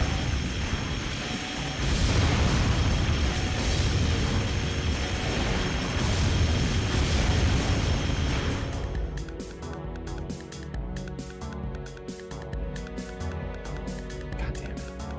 I'm Googling it because, once again, the guide, it's great to have as much information as it has, but it's not consistently enough to do things smoothly.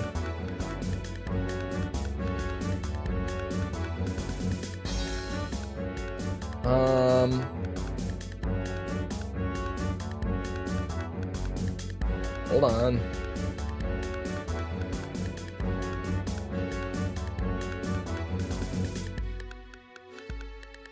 I'm reading. This doesn't even mention. God damn it. Here we go. I found a YouTube video.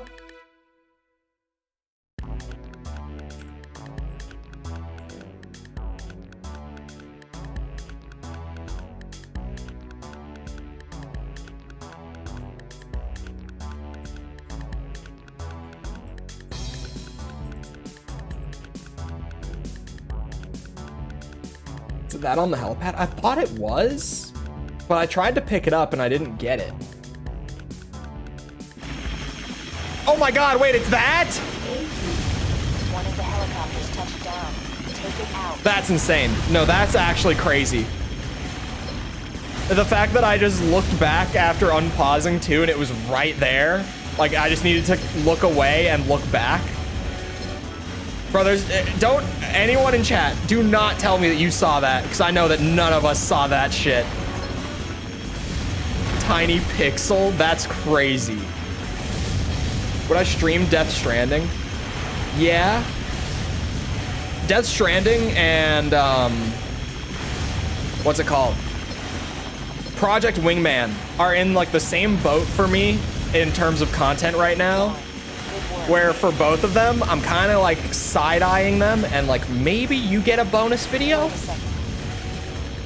At the very least, you probably get a stream. Like even if Project Wingman doesn't get a bonus video for like a review after I do Ace Combat, I'm at least gonna stream it like after I get through the Ace Combat games. And if I don't do a bonus video for Death Stranding, at the very least, I'll probably play through it after we stream through all the Metal Gear games. Right now, I'm kind of just side-eyeing both of them. And I'm like, you, maybe, we will see. Potentially.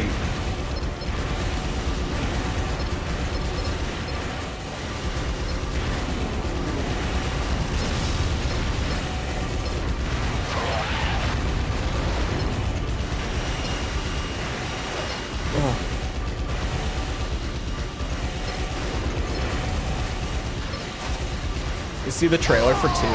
I did not watch the trailer for 2. I've seen people on Twitter talking about it, so I've seen some things from 2. I've seen the woman with the hands on her shoulders that lights the cigarette. I saw one funny tweet about the hands that light the cigarette that said, like, it's so funny to me that despite Kojima not being a smoker himself, he in every single one of his games has like prominent characters smoking all the time and finds cooler and cooler ways to portray smoking. And it's true. Like he does just have characters smoking cigarettes in his shit all the time, and he always makes it look cool. But he, like, you know, kind of, what's the word I'm looking for? I guess publicly has stated, like, on multiple occasions that he's not a smoker and that he doesn't like smoking. But he apparently just thinks that it looks really cool to have characters smoking, and he comes up with these weird creative ways to have them do it. Like having little robot hands on your shoulders that light your cigarette for you. And I'm assuming we'll like take it out of your mouth and put it back in. I would have to assume. I don't, if that's in the trailer, I didn't see it, but just I would have to assume that that's also going to be a thing that character does. Guy with a guitar shooting lightning, fighting a mech that makes creepy baby noises as it kills. What? Presumably, he's not being paid by the tobacco industry to do it, so it's okay. I mean, the tobacco industry, at least in the US, is just dying progressively. It's like a slow, painful death. Because so few, I'm gonna sound like a boomer when I say it, despite being a zoomer, but so few younger people smoke nowadays. Like, so few people my age, like my generation, smoke. Because we know that it looks kind of cool, but it tastes not great, and it's really addictive and miserable to get addicted to it. Like, we all got kept off of it. All about the vapes. Even the vapes were really big, like when I was in high school. But past like high school, vaping isn't really a thing for people my age anymore either. Because I think people have now come around on vapes for the most part, at least here. I don't know, at least in my state. It's probably not even across the US. But at least here, like in Minnesota, people have kind of come around on vapes and been like, yeah, you know, you're trading all the carcinogens from cigarettes, sure, but like turning propylene glycol into vapor and then putting that in your lungs isn't a whole lot better. Killing your customers isn't a good business model. It's a great business model. It's a great one until people find out that you're killing your customers. Because it really worked for them for a long time. Keep in mind, the tobacco industry was huge. Like, cigarettes were huge, super profitable because they're so addictive. People can't stop. But once those people die, and then the next wave of people realize that that's why they're dying, and they stop buying, like, you get less and less people addicted in the first place, yeah, then you kind of lose it. It only works for so long. It worked really well for a long time. This next one just says, beat the mission with your consort alive and with the final AC dead. I might have this because that's so simple. Say that to the arms industry. True, actually. True. Back unit triple rocket. It's MWR. We're in that territory. Hold on. MWR TM30. Are you shitting me? I have the TM60. All right, we need to get it. Beat the mission with your consort alive and with the final AC dead.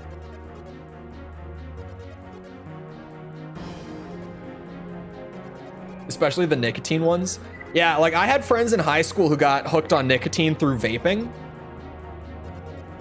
But like every single one of them has quit now because it really is like, well, yeah, you don't have the same chemicals in vapes, but you still have chemicals in vapes. The new tobacco is pain medication. True. And THC and CBD progressively. Raven, if you've received this they're not request, super you are one of the addictive, select few chosen or they're to not assist as us on addictive. They are an still assignment. addictive, Our but objective is to remove the threat posed by the in a different satellite way. cannon. They're not physical dependencies The systems that the way that operate nicotine the is. cannon are malfunctioning, and it's creating havoc on the planet's surface. But as they progressively get legalized more and more, I think most of the US has them. Oh, it's this? Is expected, Okay. so work closely with the other Ravens we've hired. Still really big in my high school. I feel like We only have there one it's shot really at big in this to high make sure school, everything goes as planned. but like when I got into like my senior year, like most of the seniors stopped vaping. And then in college, I knew no one who vaped in college, and now I know no one who, okay, I know one person who vapes, but he's older and a former cigarette smoker. Combat system engaged. So he like replaced cigarettes with e-cigs.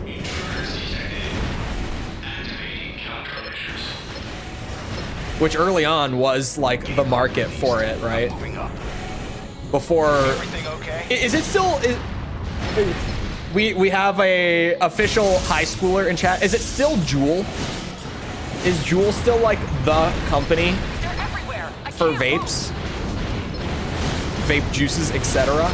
Because I remember that they were getting into like a ton of big lawsuits and stuff, and there was a ton of regulation getting put on them. But then, like, you know, I kind of stopped meeting people, and like everyone that I knew who did vape stopped vaping. I stopped meeting people who vaped, not just meeting people entirely. And like I haven't heard the name Chole in years. There are people in high school in this vintage game channel chat. I know. I got it, Raven. You can move It's on. not the normal demographic anymore. It used to be Jess has been here long enough. Jess has seen the demographic shift. Pretty sure Chole got banned. That doesn't surprise me. Enemy AC detected. Watch out. Beating this AC with my consort alive is actually going to be more difficult than it sounded. But if they keep shooting at me, and as long as I don't die... Oh, they have the ECM jamming thing? Oh no, that's wild.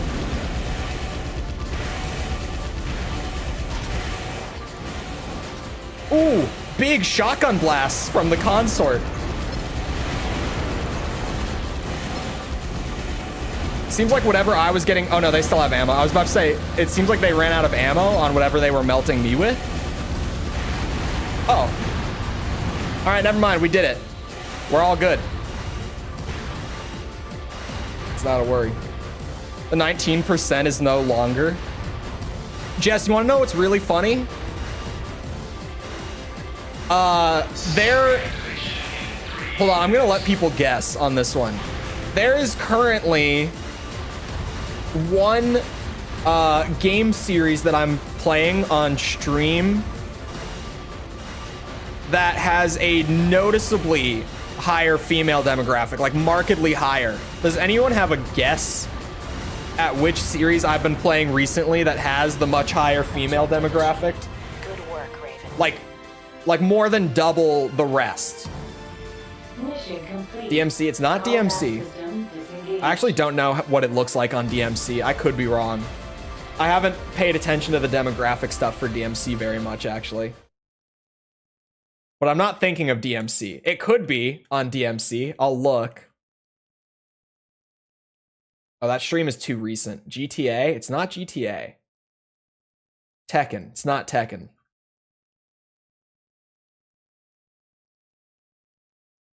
Metal Gear Solid. It's Metal Gear, you guys.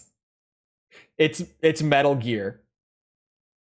Noticeably, like, more than double the amount of or not the amount, more than double the ratio, the percentage of female viewership on Metal Gear stuff, videos and streams.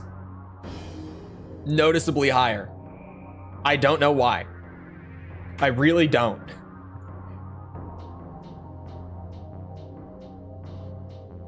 Women are lured in by pixel games. For context, Jess is a woman. I don't know if any of you could have put that together on your own, but what did I win? Digital cookie?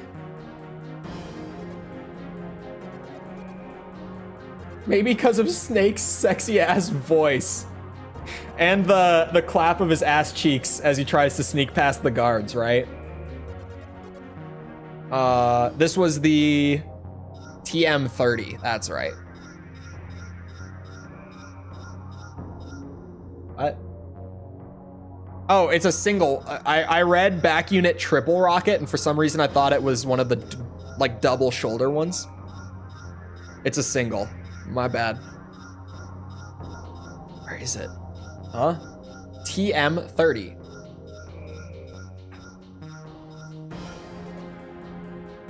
It just gave it to me, right, chat?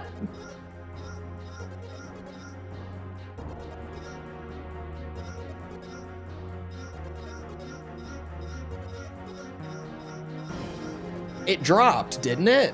I mean, I did the thing. Oh, it's way over here. Oh, rocket. I was looking at missiles. Okay. I got it. For a second, I was like, what the hell? How the age demographics are doing? Like across the board? Here.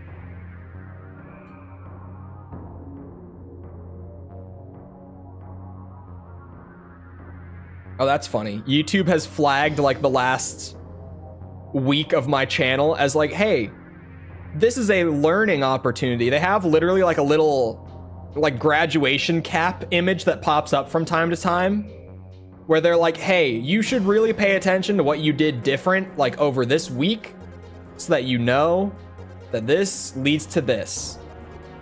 YouTube has now marked the last week as like, hey, you should do this more. This is a good thing. This clearly worked. Okay, here we go. Age demographics. 13 to 17 year olds make up 2% of channel viewership, which is a lot less than it used to. Actually, can I open another tab? Hold on. And let's go back to... Let's go to January of last year, actually. Because like all of my analytics, they do the last 28 days on YouTube. So I'll filter it to January 2023. That's what I'll compare to for the age demographics. There. And there. Boom. Am I the oldest here? Definitely not. Okay. I have my comparison data. The biggest difference happens in the 18 to 24 year old demographic between like this point last year and now. 1-1, thank you for the sub. Appreciate it.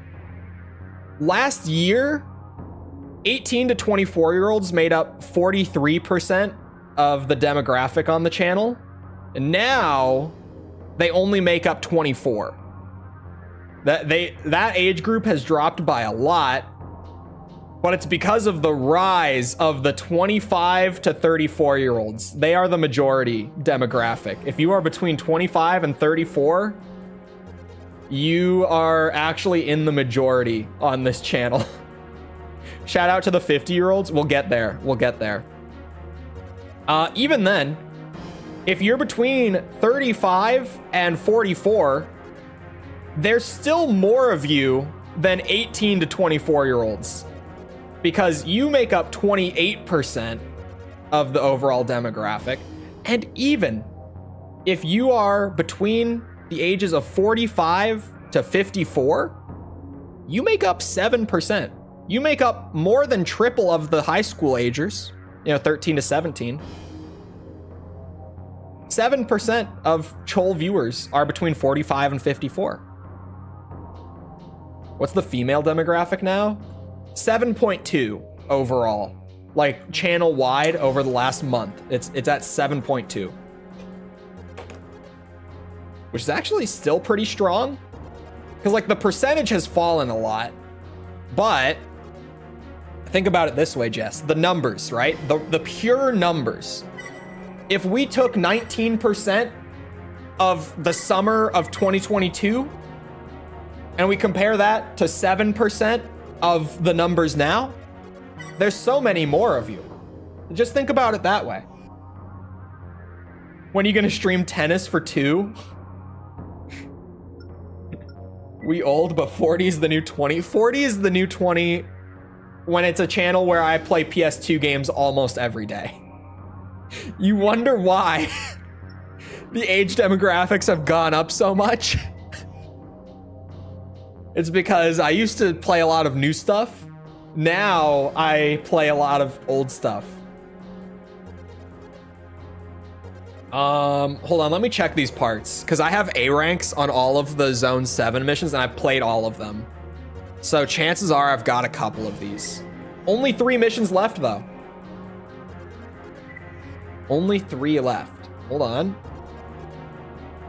First one is a back unit orbit cannon.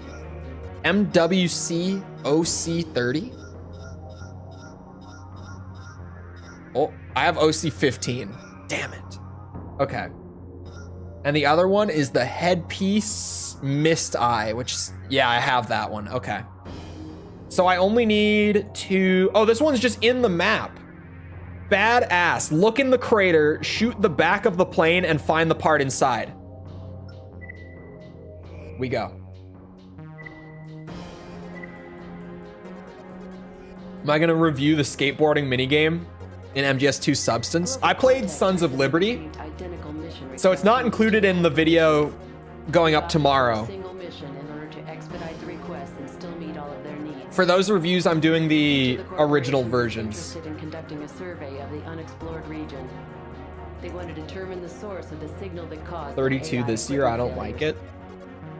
I'm 22 this year. I don't like that. Examination revealed that it is being patrolled by a large incoming at least one person who's like 22. The fuck? In order to conduct the There's always one person every time I say it who doesn't know. Head to the area and eliminate any targets you encounter. I give off like a mid-20s angry boomer vibe, when in reality I'm an early 20s angry boomer.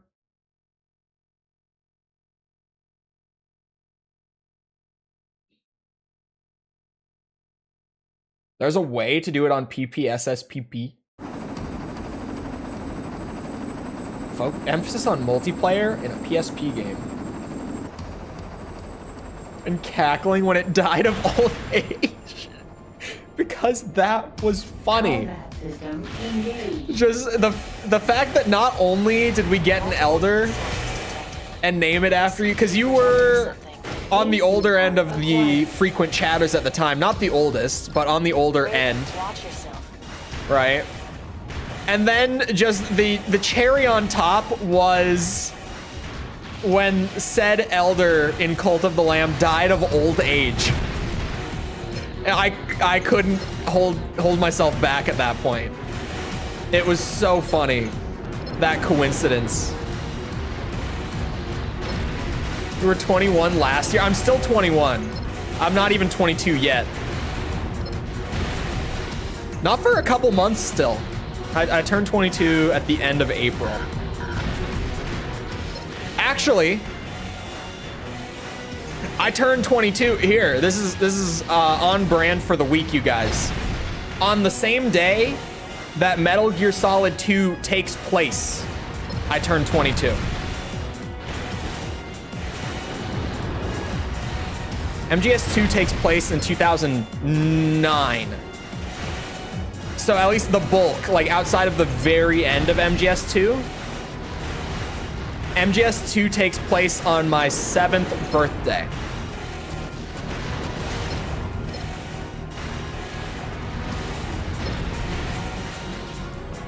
The more you know.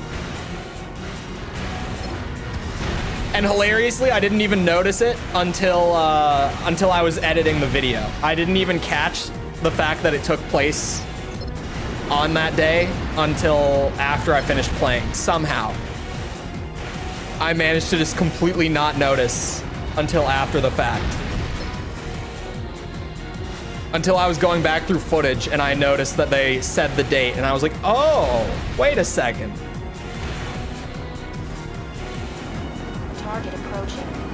There are 2 ACs. Gives off 30 plus vibes. It's like I said, I have a certain angry boomer energy to me, right?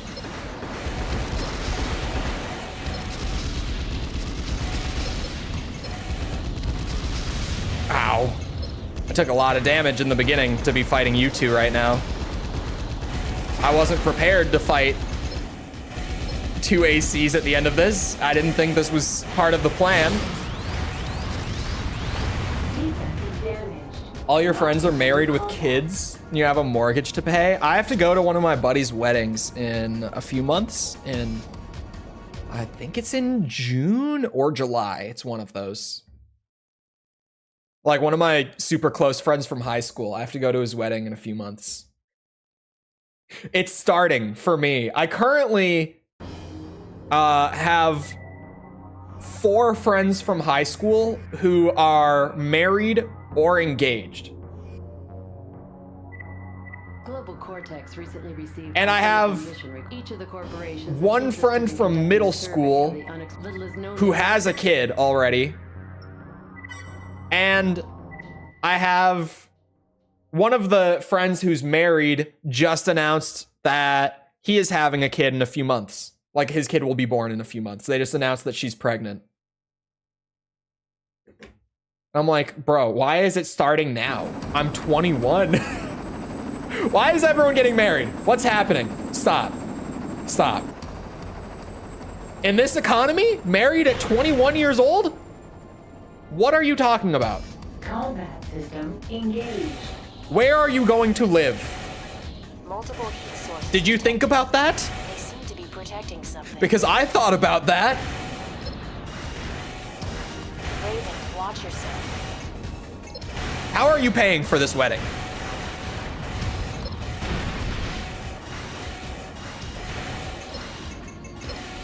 Actually, I know one of my buddies who's engaged, his fiance's grandparents are like bankrolling the entire wedding. They didn't ask them to, but they like offered to and then insisted. To the point where his fiance's parents had to just be like, just let them do this. They're not going to back down from this. Just let them have it.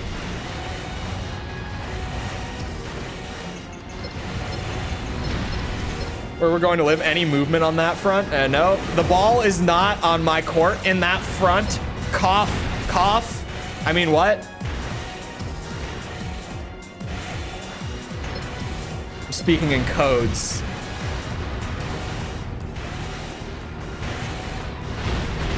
I paid like $125 to get married, man. One guy that I know that just got married, his was pretty cheap as well, because they literally did like, they didn't do like the big after party or anything. They just did like the, what's the word that I'm looking for? I can't think of it right now. The actual formalities part. Like they legit just did that, and they only had like direct family there. Like there were only like 20 people there for it, and that was it. Because they were just like, yeah, we don't really care to have the whole big wedding. Because, you know, the big wedding can cost like $30K. So they were like, no, we're just gonna do the official part. We'll have like our parents there and our grandparents and like siblings, and that's it. Like, we're done. And I mean, yeah, that's a lot cheaper. But isn't the point of the wedding kind of the party? I asked my friend this. I was like, isn't the whole point kind of the party? Like, sure, you do the whole actually getting married part, but isn't the party the real reason that everyone's there?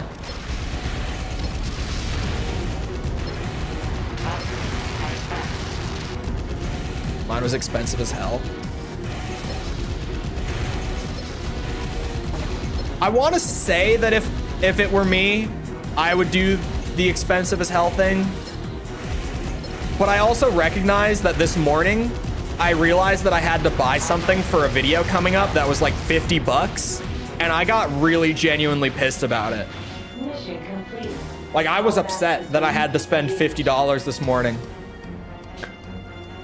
So maybe not.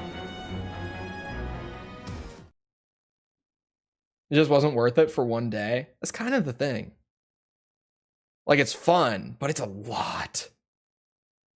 Dozens of thousands. Yeah, I know that, like, having a few friends that are engaged right now, they're all like, yeah, it costs a lot of money.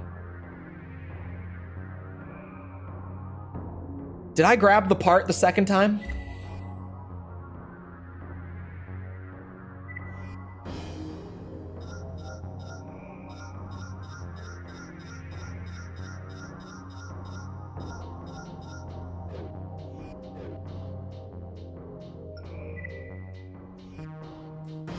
You can spend obscene amounts of money many times. That's true. You only get married once, but there's plenty of opportunities to spend tens of thousands of dollars.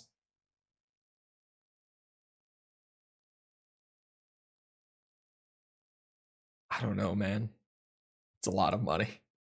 I'm genuinely just sitting here like, I get kind of upset whenever I have to spend like any money. I'm just insanely frugal. Like ridiculously frugal. I don't like to spend money at all. You should have seen how I reacted when I found out that there was an issue with my car that was gonna cost like $900. I just about lost my shit. I was like, $900? What do you mean $900? It can't be that much. It can't be. There's no way.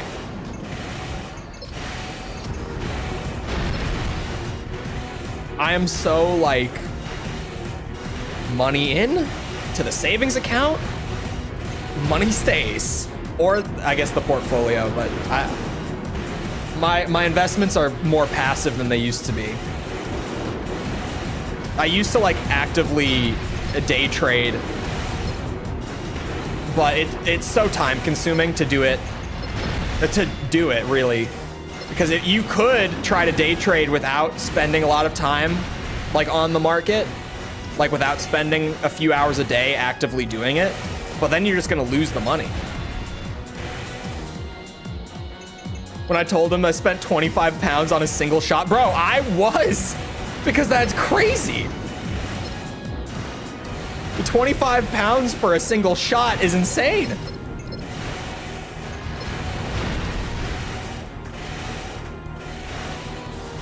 It's like when you hear about like those chefs in like Dubai who just shave gold onto things to make it more expensive. Like you get a cheeseburger that's genuine, it's just a cheeseburger, but they like shredded some gold onto it and it's like a $200 burger now. Like what? Well, how is it worth that much? How is a burger worth $200? How is a shot worth 25 bucks? Maybe the burger is a little more extreme of an example, but you get what I'm saying, right? I'm outraged by that. Has anyone seen like the chefs putting gold on shit? Does anyone know what I'm talking about? Because this is real. I'm not like pulling this out of my ass and making it up. Like it's a real thing. Like some really fancy chefs will just like shred gold onto shit, quite literally, and then upcharge it like crazy because it has gold on it. And like, yeah, the gold costs money.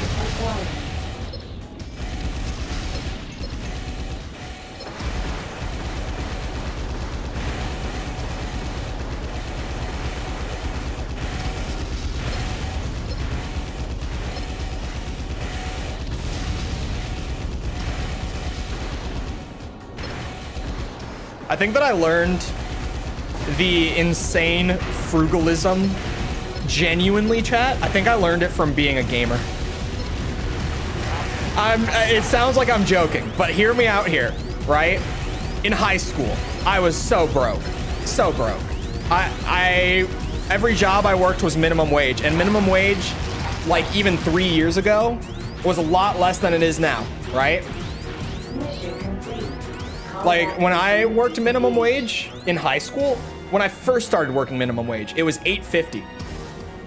Now in the state of Minnesota, same state, but like 5 years later, it's like $10.75. So in high school, I was super broke. And you know what my favorite hobby was? It was gaming. So, you know, I was broke, but I could spend like 20 bucks and I could get hours of happiness and entertainment out of that $20. Like gaming, kind of expensive to get into, right? But once you're into it, it's pretty cheap as a hobby, all things considered. Unless you're like actively keeping up with the entire industry, then it gets kind of expensive. Like when I was doing that last year, doing like all the releases, it adds up pretty quick, especially because they're all like full price, 60, 70, depending on the game. But if you're casually into gaming, it's actually fairly cheap. Once you've got like a console or a PC, beyond that point, pretty cheap. My stomach just growled like a demon. I heard it through my headphones. My mic probably didn't pick it up. It might have. It likely didn't. But holy shit. That was Wild.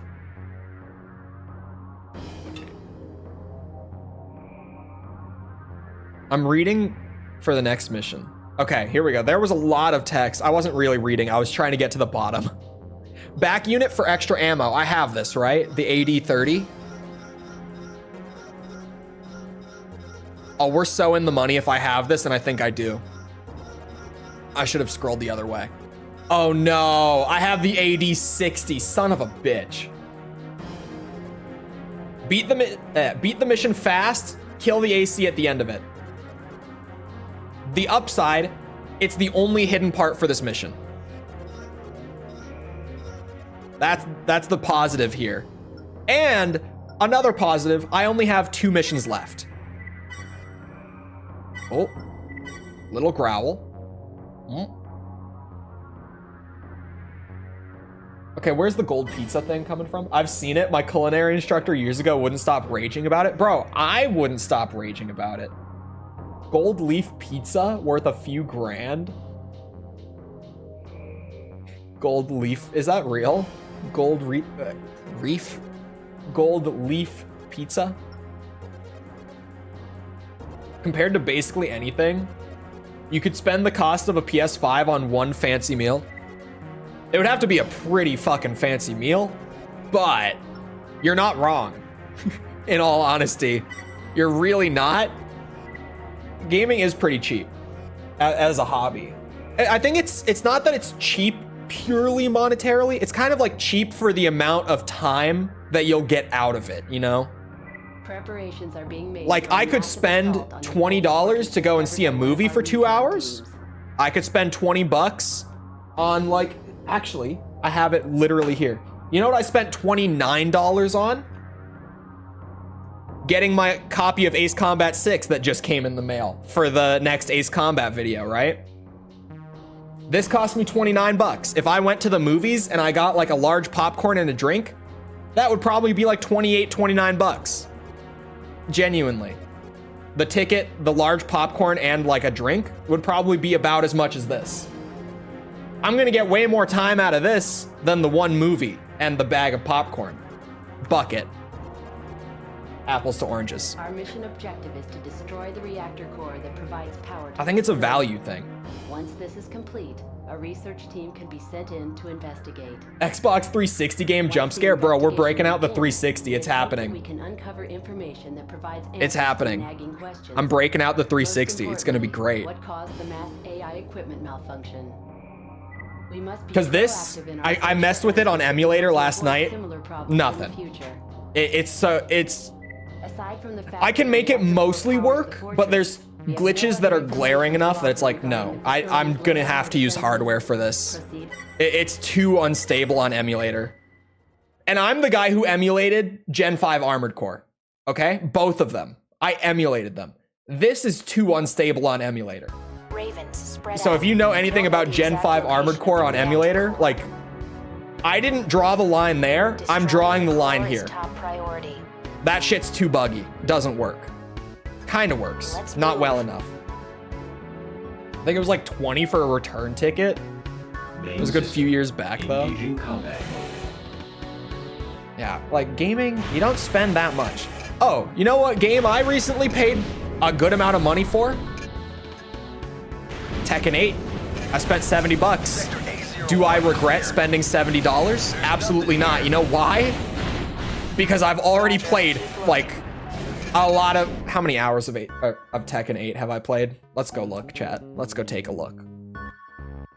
This was part of the reason that the MGS2 video was hard to get out on time. It was Tekken. I've played 33 hours of Tekken 8.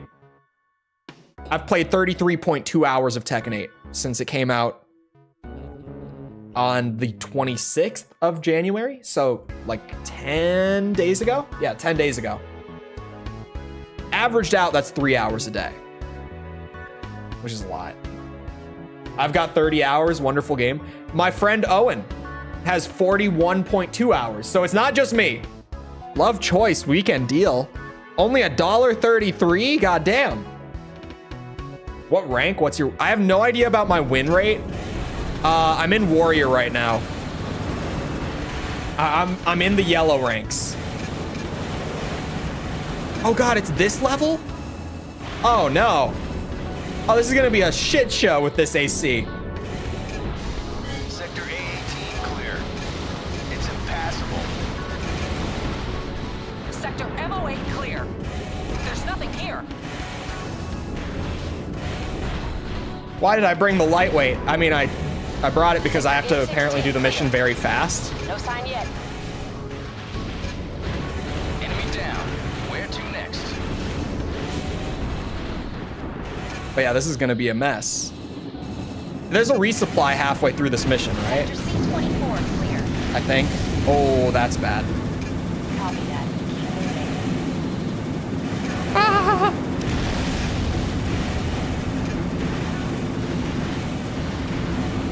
Let me through that door.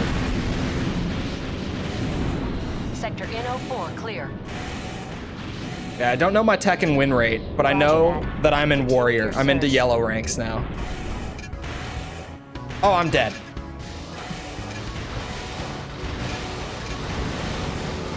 Spent 22 hours on Geometry Dash and I got it for less than $1. I mean, yeah, even with like the 30 hours of Tekken, right?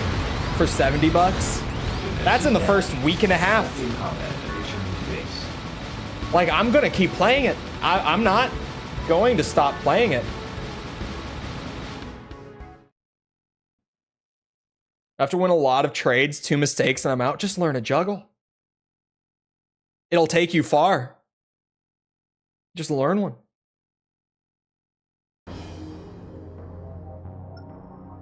I played a little last night before I went to bed, which is probably some people in chat. This is one of those things that might make me sound somewhat psychotic.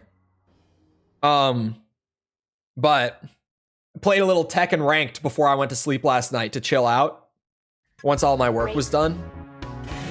And I came against I came up against the most godly Kazuya, like clear long-time legacy player. He was on like a 17 win streak when I came across him, and just insane. And as a Roger, keep looking. maybe still Kazuya main, undecided, potentially former, potentially current Kazuya main, I had so much respect. The dude absolutely ran my shit. Like, his execution was godly. His timing was godly. He knew what to do. He was reading me like a book. He figured me out within like a round, and I was trying to change things up, but I would get like 2 good hits in on him, doing a new thing, you know, taking a different approach. He would immediately start to read it.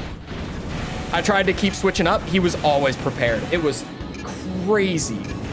This guy was way out of my league. I don't think this AC can do this mission. Copy that. Keep moving. I don't think I have the defense for this mission. Sector NO4 clear. Roger that. Continue your search. I want the next game to tone down on the juggles. I think the juggles where they are is good. Because it's like, because of how harsh the fall off is on combo damage, it doesn't really matter what character you're playing. The highest combo I've seen anyone land, like on Twitter, YouTube, whatever, and we're talking like people who just lab combos. Like their whole thing is like they're combo artists sort of thing, right? Like those kind of people. The absolute highest combo that I've seen, like true combo, right? We're not talking combo into maybe like, you know, Oki. We're talking like actual combo. Highest I've seen was like 72. Actually, that's not true. Highest I've seen was 79. And it was a Kazuya combo that required you to activate heat and burn the entire bar to get that 79. Some wall combos that are brutal. That's true. Although, I haven't seen any wall combos that you can't get out of. Like, every one of them will have some getup that will break out of it. But then it's the whole Tekken thing where, like, it's gonna take some time for everyone to learn those matchups. And even then, like, only intermediate to advanced players are gonna know the matchups. But we'll see you around, Jess. Because I know that a crazy one that I saw was the like weird Victor bubble slam move against the wall. And that shit looked insane until someone showcased that you can just quick stand out of it and block and you'll be good. A01 clear. And I was like, oh, okay. And like now in Tekken 8, Kazuya can, if you try to quick stand, Kazuya can just repeatedly forward for you into the wall on loop. But if you tech roll it, you're out. Like as soon as you tech roll, he's lost you. You're out of the combo. So it's always like you just gotta know the get up thing to do to get out of them right now, which I think is fine long term. But in the first week of the game, you get a lot of chaos of like, oh my god, this Victor bubble shit against the wall is insane. How I can't break this. He has an infinite. He doesn't. It's just that we don't know what to do against it yet, you know? I think long term it'll be fine, but there's been some chaos with it to be sure in like the first week and a half. Especially with the newcomers. Because legacy characters, a lot of it carries over. None of it's really new. Except for like Kazuya now having what we thought was an infinite for all of like a day until people figured it out.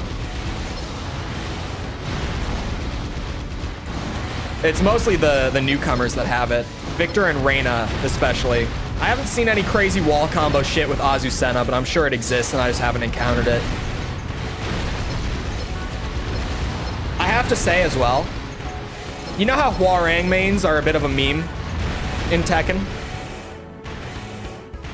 I think Azucena mains are going to be like the next memed player. Did I just go backwards? No. Sector C30 clear. Oh my god, I'm in another one. What's wrong with my AC though? I think Azucena mains are quickly on their way to be like the next memed character in the game.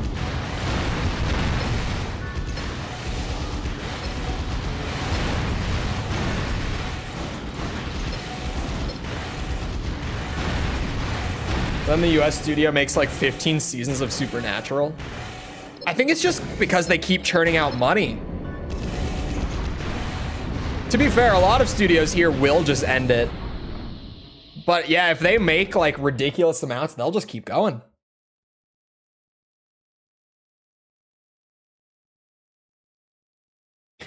Combat system. I'm not gonna play Tekken. What was the deal with Reina? She is, in fact, Heihachi's daughter. She does, in fact, have the devil gene. What was the thing for this mission again? Oh yeah, beat the mission fast and kill the AC at the end. I copy that, Firebird. Clear out. Oh my god, these things are on me.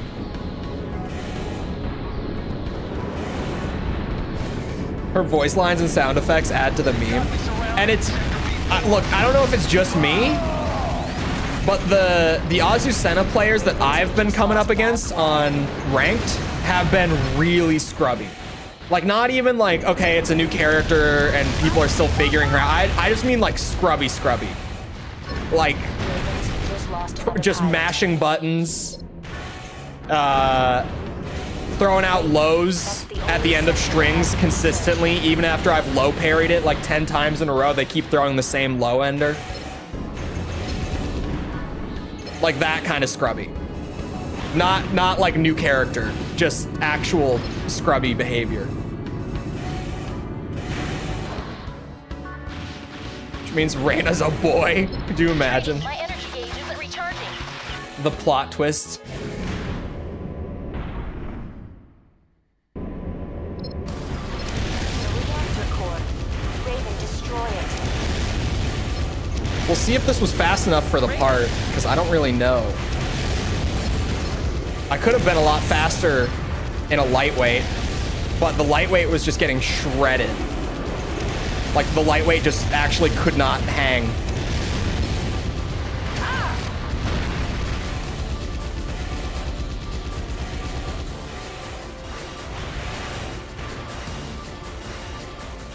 Hello? There we go. Just kept inadvertently attracting devil ladies to him. Devil Lars in Tekken 9 is going to happen. Wasn't Lars like an wasn't he a test tube baby? He was an artificial baby, right? Have been spammers of a few moves trying to cheese 2 combos, except that's what I'm saying.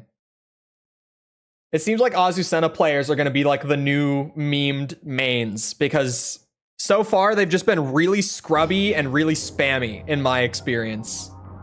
It might chill out beyond like the beginning of the game, but so far it's definitely been that way. Didn't drop me the part. We go for another speed run. How fast can I do it? A devil test tube baby? Perhaps. But I think Lars is the one that is like genuinely safe from it because he's a lab baby. Raven. Combat system engaged.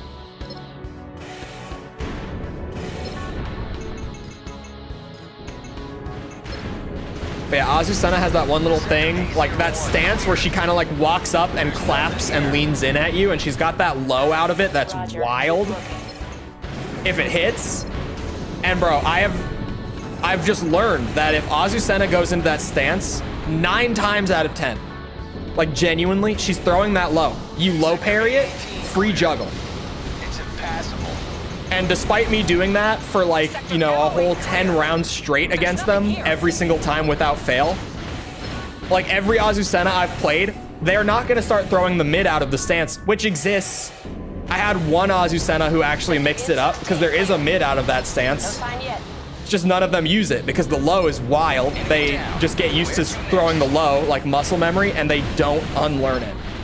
You can low parry them every single time. They keep throwing the low. It's wild. Azucena mains have been something so far. Sector C-24 clear. Copy that. Sector N04 clear. About the war 15 years ago? What meme are we talking about here? Roger that. Continue your search. Law and June are hard to read, spammy, but they seem safe. Law, I don't have much issue with Law. June has been a little tricky. I kind of agree with June. But even then, whenever I have a bad matchup against another character, like I just don't know how to read them, I go a little turtle mode. Not like super hard turtle, but like I start to turtle up. I start to just focus on defending and only throwing a hit when I know that it's safe. Like I know that they just threw something negative, like a launcher or something. And it does me some good. Dragunov seems to be top tier again. Does he?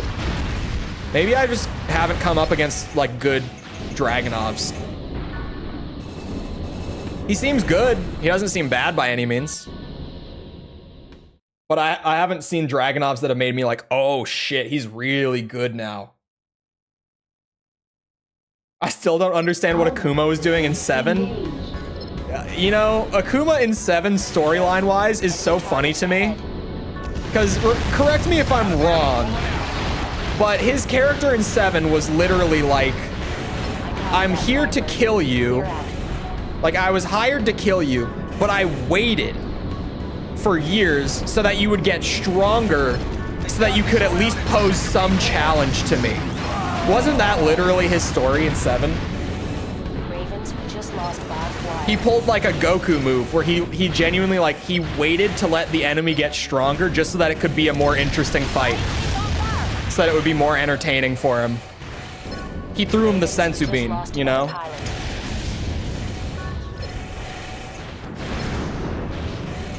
Raven, that's the only sector that hasn't been Ooh, searched. hello.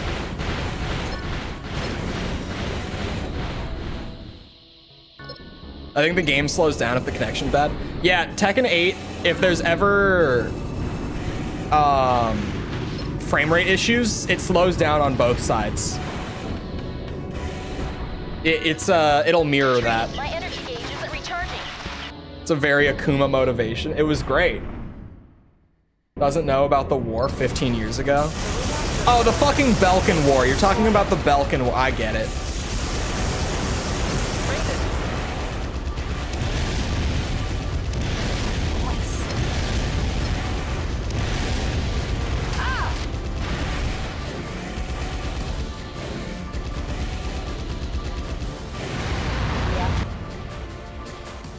Had too much focus on him for a guest character. It was funny.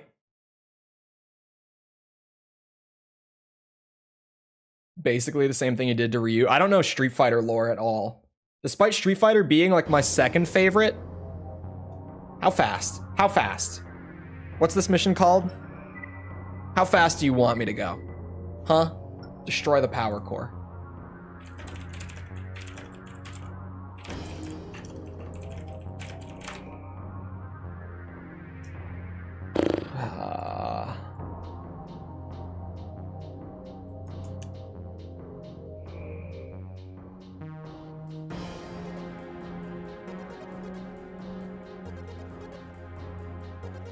Hidden part. Here we are. Complete the second part within 160 seconds and defeat the AC. The timer at the start of the second part is 5 minutes, so I have to beat it before... Wait a second.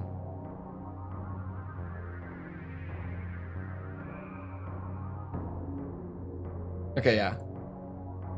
Sorry, 160 seconds is 240, so I have to beat it before 220? I did that. Last run.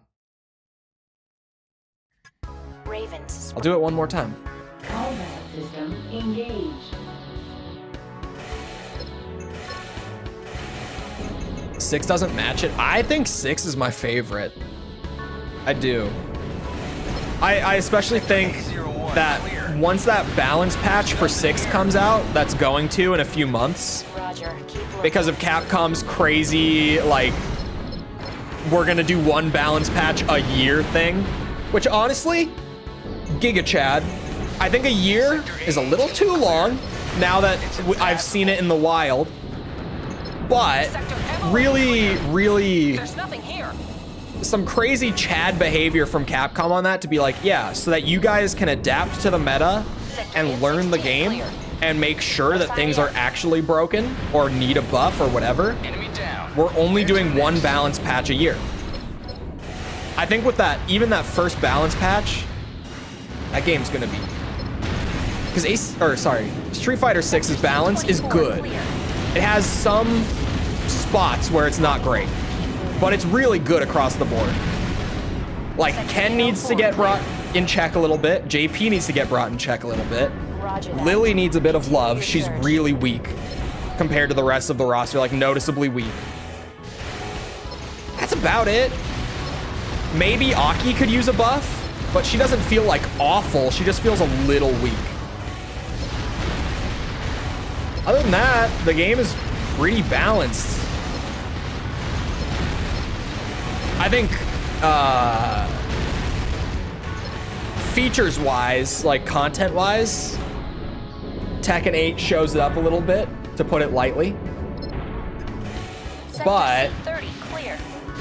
Something's wrong with my AC though. I think the gameplay that's there is good. Oh, you know what needs to happen with the balance patch whenever it comes out? Something has to happen to Drive Rush. Not Drive Impact.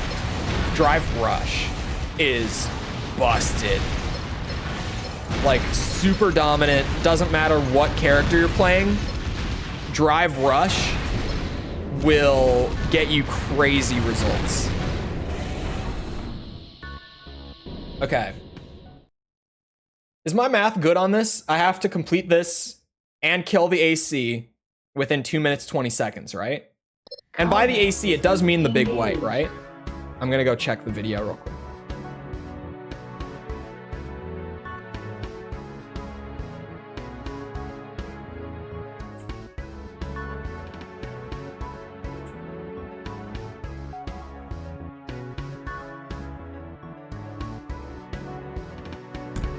Oh, sorry, I bonked the shit out of my mic. Yeah, okay, it's just the big white.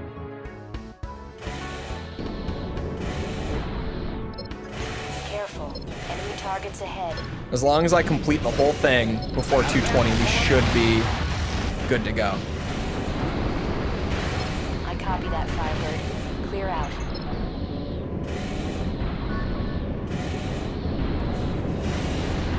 They've got me surrounded in Sector B4. This is way too much damage. I don't want to take all that. Barbed wire.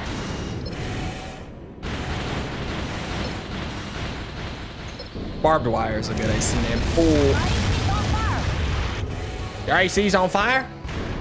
Ravens, we just lost another pilot.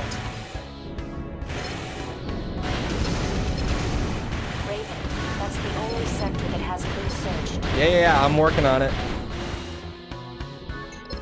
9-ball can turn into a jet. It's not canon, you bastards. Stop that. You stop that. Oh, shit. Retreating. My energy gauge isn't recharging. I got time.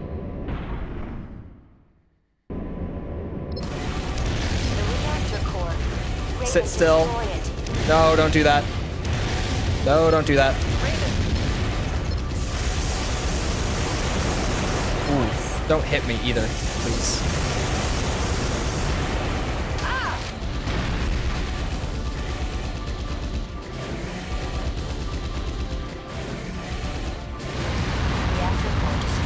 That should be plenty of time to spare.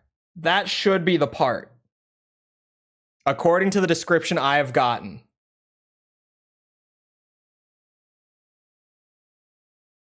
That should be it. But it's not. Something is wrong here. Something somewhere is wrong.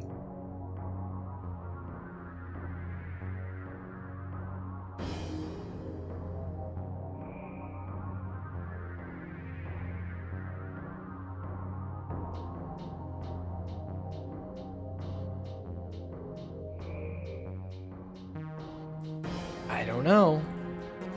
But I don't have this part. It doesn't go to the shop, does it? For whatever reason. KMAD. Yeah, no, that's not here. It's not in my part list either.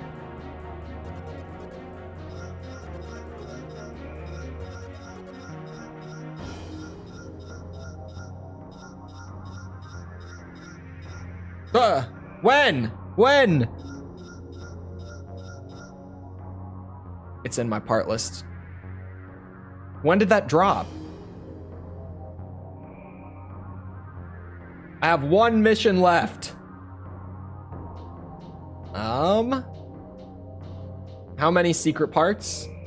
2. 2 parts. Okay. One of them's a linear gun.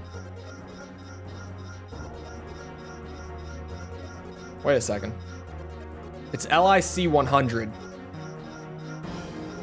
It's gotta be a single one, right? Not that. LIC.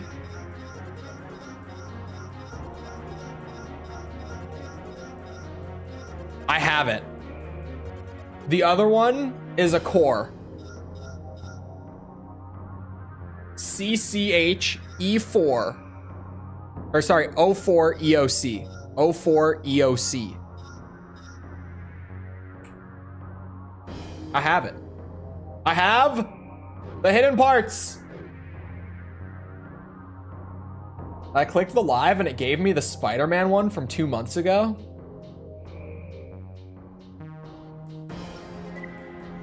What? You know Cole sucks at coin flipping? It's not that I'm bad at coin flipping, it's that the coin betrayed me, that's all. I'm not done. We have 9% left, but I have saved the best for last with the end game arena stuff. Should we do EX arena or just the additional arena opponents first? Thoughts? Okay, context, by the way. Last night, False was doing open lobby Among Us. I joined. At one point, my light, my big ass production light, okay, that sits right here behind the camera, okay? Context. That thing just completely comes unmounted from my desk. You know how long it's been mounted to that desk? Since November, chat. I mounted it in November. Last night, as I'm sitting here playing Among Us, like mid meeting as well. Mid meeting. I'm talking to everyone, trying to figure out who's imposter and all that. This bitch comes off the mount, falls towards me, tries to kill me. That thing is heavy. Came right down towards my head. I caught it. Thankfully, as it makes a really loud noise when the mount just kind of goes boom and comes off. Came unhinged, and I was just like, what the fuck? So I had to stand up. I had to remount my light. Let me read this, and then I'll continue. An old school pilot who favors rapid fire weapons over all others. He's rather arrogant for someone ranked so low and has made a number of enemies because of this. His AC is flexible enough to perform well in a variety of situations. This looks like chain gun food to me. So yeah, light comes off. It was acting sus. Yeah, I'm upset there was no scream. I don't scream when I get scared. My eyes go wide. That's it. Sometimes, if I really get the shit scared out of me, I'll jump. But I don't scream when I get scared. It's just not a thing I do. Unfortunately, because it means that I can't, you know, fake my reactions as well with horror games, or even get good genuine reactions from horror games. But light comes off, tries to fall straight on my head. I catch it, I have to remount it. So I'm AFK for like 5 minutes. I get back in and they're in a meeting. They're in a meeting. There's 5 people left, including me. I don't know how I'm still alive, but whoever was imposter, oh, it was, I know who was imposter, I remember. They were generous and they didn't kill me while I was AFK. Miraculously. Which is weird of them to do because, oh, I guess maybe they were waiting until I would be like the last kill to win. That might be what they were doing because I would be free at that point. I don't know. Hold on, cliffhanger again.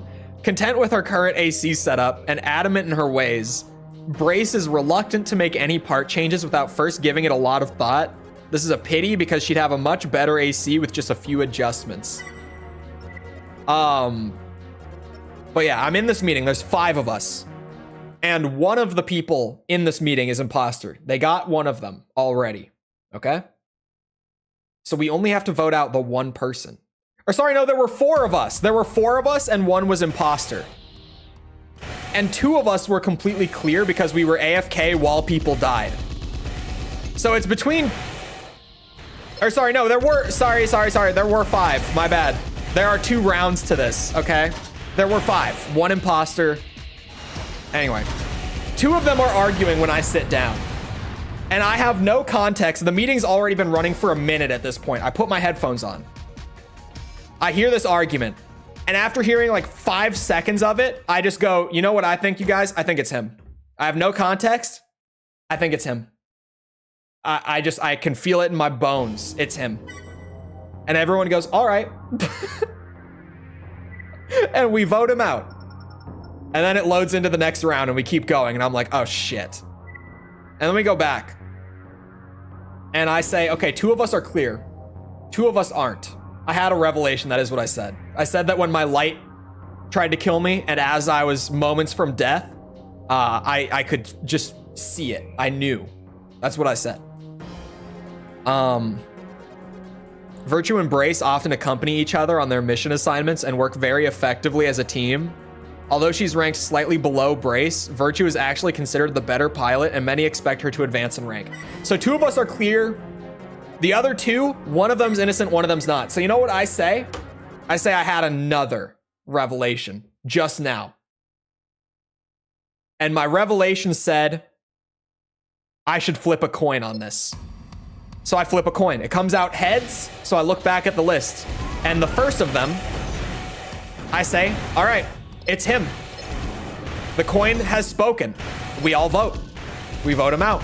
And then the next round starts up. And there's 2 of us and an imposter. And if you don't know how Among Us works, the game automatically ends if there's an equal amount of players that are imposter and crewmate, right? So if there's 2 imposters left and there's 4 players total, game ends.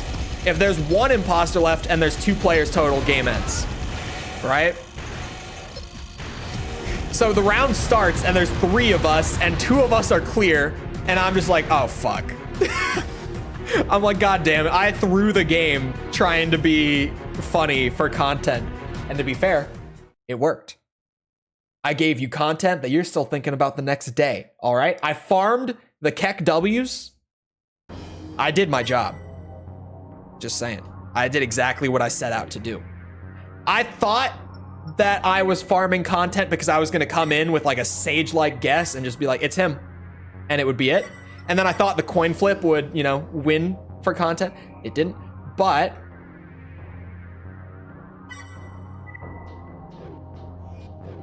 I still got content. You ruined this man's career. Look. I don't know if you're missing the entire context, but earlier that game, Kaz accused me before my light fell, before I was cleared. Earlier on, like 3 rounds prior, Kaz had also accused me, and then I came back, and he sounded kind of suspicious. And I was the second person that game that he had accused. So I said, it's him. It's him. Has to be. I had reason. Reason enough. I was like, he's accusing everyone. He doesn't sound overly innocent right now. No context, but just, you know, tone of voice and stuff. He doesn't sound super innocent. It's him. A raven who is unable to fight to his true potential unless he feels cornered or threatened. The more dangerous a situation becomes, the better he performs. His matches are popular as they often feature last-minute comebacks. He accuses everyone? I know. Didn't even want to join, but I asked him to. Is that why he was like on mute for the majority of I was the same way. I was on mute most of the time. I mean, near the end, I was talking a lot more because I kind of just threw the idea out the window. But when I joined, I was like, man, I don't want to talk. I talk all day. I'm sick of talking right now. But I did. I mostly did because there were people from my chat there, for the record. There were 2 people from my chat in that lobby, just from the crossover between me and False's chats. There were 2 regulars here. Silver and Grant were both in there. Is Noto? Yeah. His name here isn't Noto. He is in the Discord server, but his YouTube name is just Grant. Who's the other? Silver. Silver is from you originally, but he's in both equally. Normally, he's a very sensible person, but as soon as he straps into his AC, something changes. Most of his competitors attribute this change to a bad case of nerves, but no one really knows for sure. He would do better if he could relax. Don't claim Silver. He's from this chat. He's not originally from this chat, but he's in this chat all the time. It's true.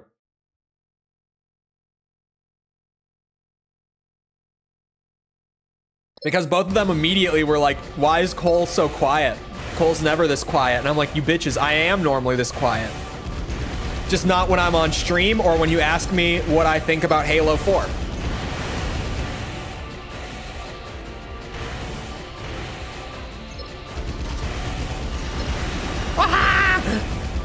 Don't do that. I don't know if there's an Exile equivalent here where there's like one extra AC at the end who's like better than the actual 9-breaker. Except during Halo. Yeah, there it is. They were like, why is he so quiet? I'm like, I'm normally like this. You know, I turn it on for stream. I talk for 4 hours straight. And then, especially after that point of my day, I don't want to talk anymore. Like, I'm done. I talked a lot. Lumi, thank you for the sub. Appreciate it. Community. Community. I don't know why, I just got the urge to check my email, and it's a whole lot of nothing. I had that sort of like, there might be something important. There wasn't.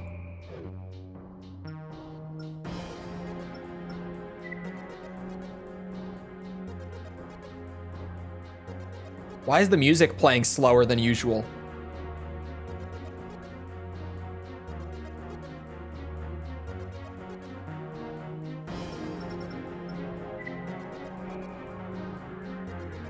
Anyway, Eclair's elegant fighting style seems easy to emulate at first, but it doesn't take long to realize that this isn't the case. She spends much of her time maneuvering for position and never hesitates. Oh, never hesitates once an opening presents itself. I was reading that as and. I just noticed the music too. That was weird, right? That was weird. That was strange. I suddenly was just like, the music is like very slightly slower than usual, to where I didn't notice it for a minute. But once I caught it, I was like, that's weird. Armored Core slow plus reverb.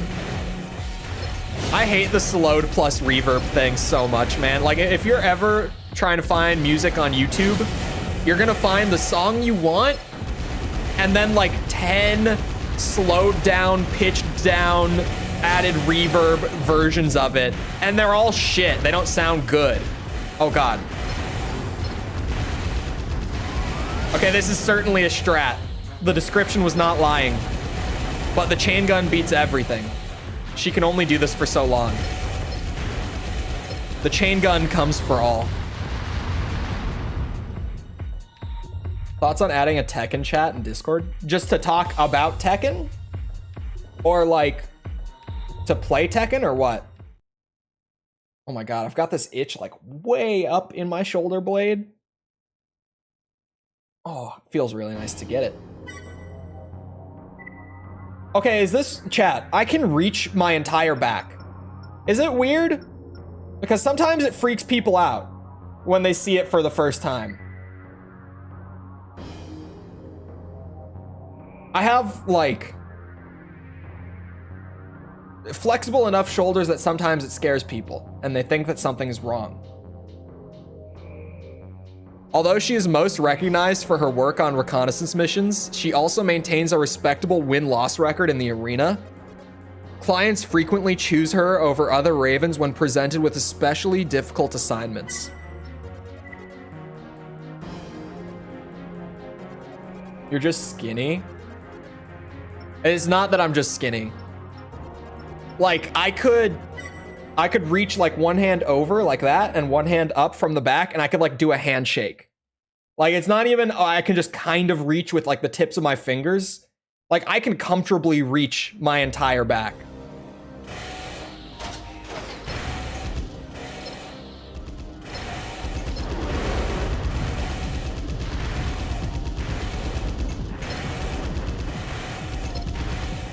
I also,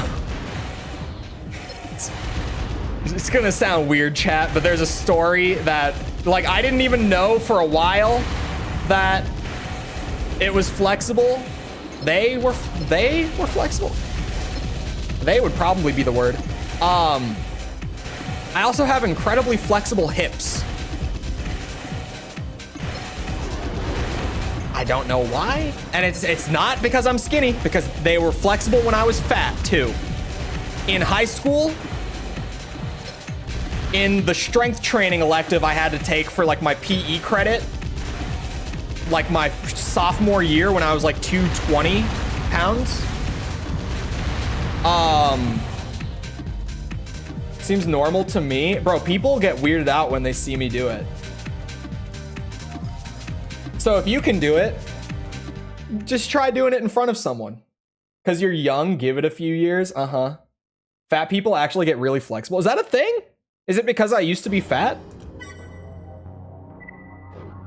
Because in high school strength training, you know, the guy would always have a stretch, right?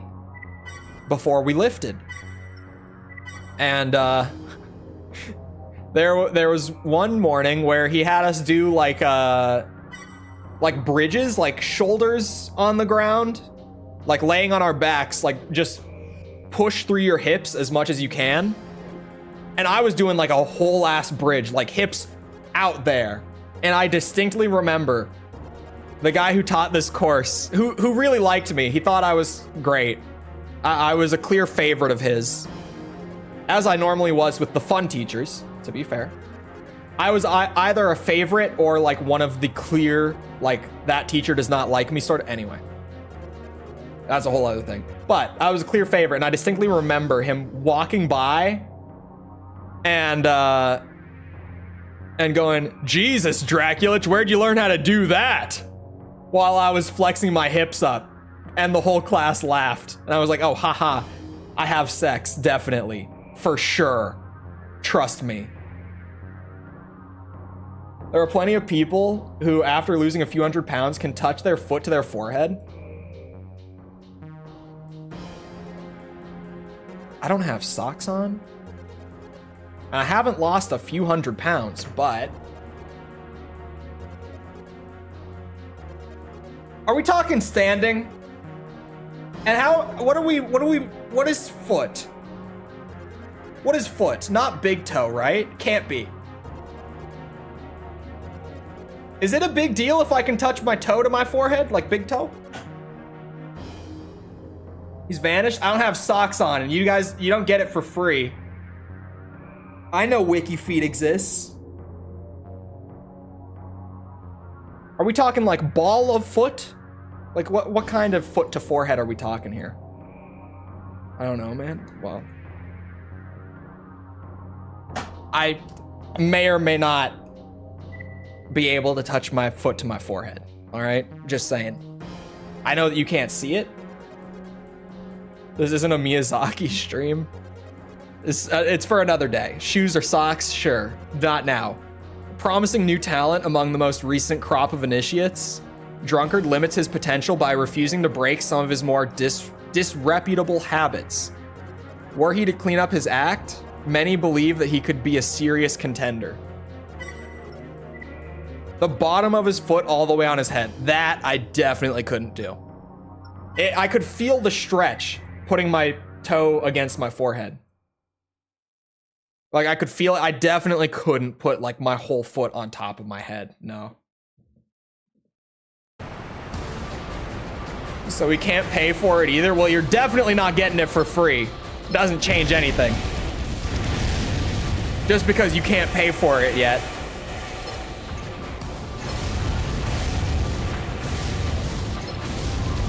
That strength and the PE guy that I had in high school, he really liked me. He would always be like, I'm gonna turn you into a monster. I think it's because I was big. I wasn't like super fat, right? Like I was only, what's considered normal weight for me at my height? I think like 170, roughly speaking, is considered like the top end of healthy, in quotes, weight, because, you know, it's not a great measurement, but so I think I was like 50 pounds overweight, so not like super fat, but like I was fat. I was a decent bit of fat, moderately fat, noticeably fat, but not like wowza, you know? And he would I think he saw the potential, because fat muscle is a thing. All right, this is the thing that I can absolutely attest to from being fat and then losing the fat. Fat muscle's a thing. Absolutely. If you've heard that, like, oh yeah, like they have to build more muscle just to like actually be able to like carry themselves around and move properly, it's true. It's true.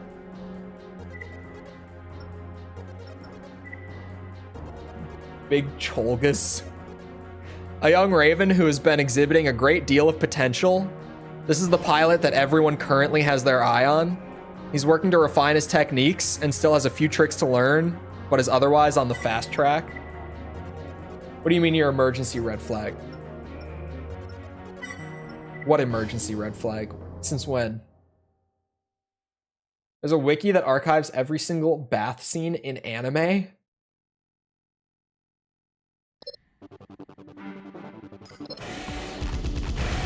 Wow.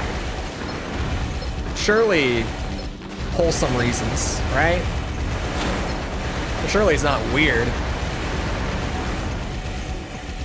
in any way. It doesn't shock me that that's a thing. I mean, there's a fandom wiki for just about everything.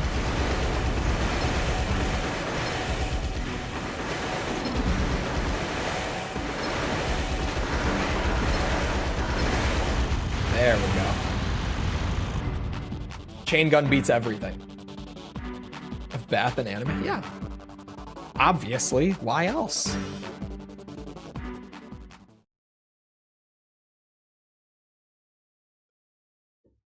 There would be no other reason.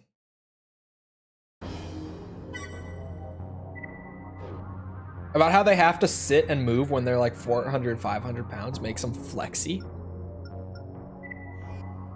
Well, shit. The more you know. I knew about the muscle thing, but not the flexibility thing. I just realized that I haven't added parts to the collection in a while. Man, I'm not gonna be able to get every Gen 3 part. I'm not. I want to.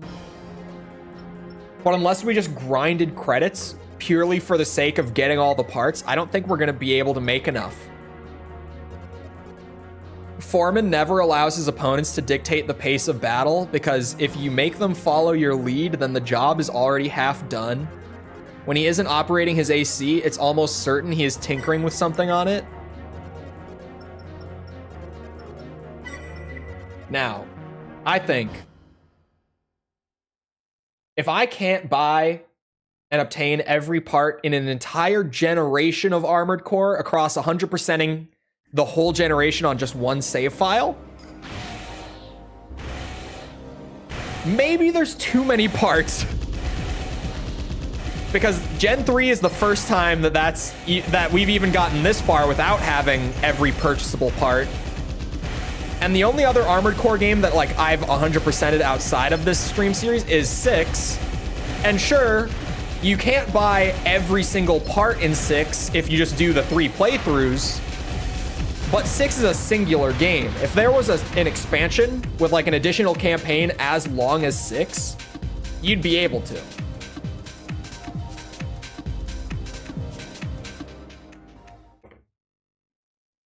There's a fighting anime where the girls beat each other with their tits and ass while dressed in bikinis/swimsuits. It's not hentai, by the way. Is this the one that I've heard about in my own chat?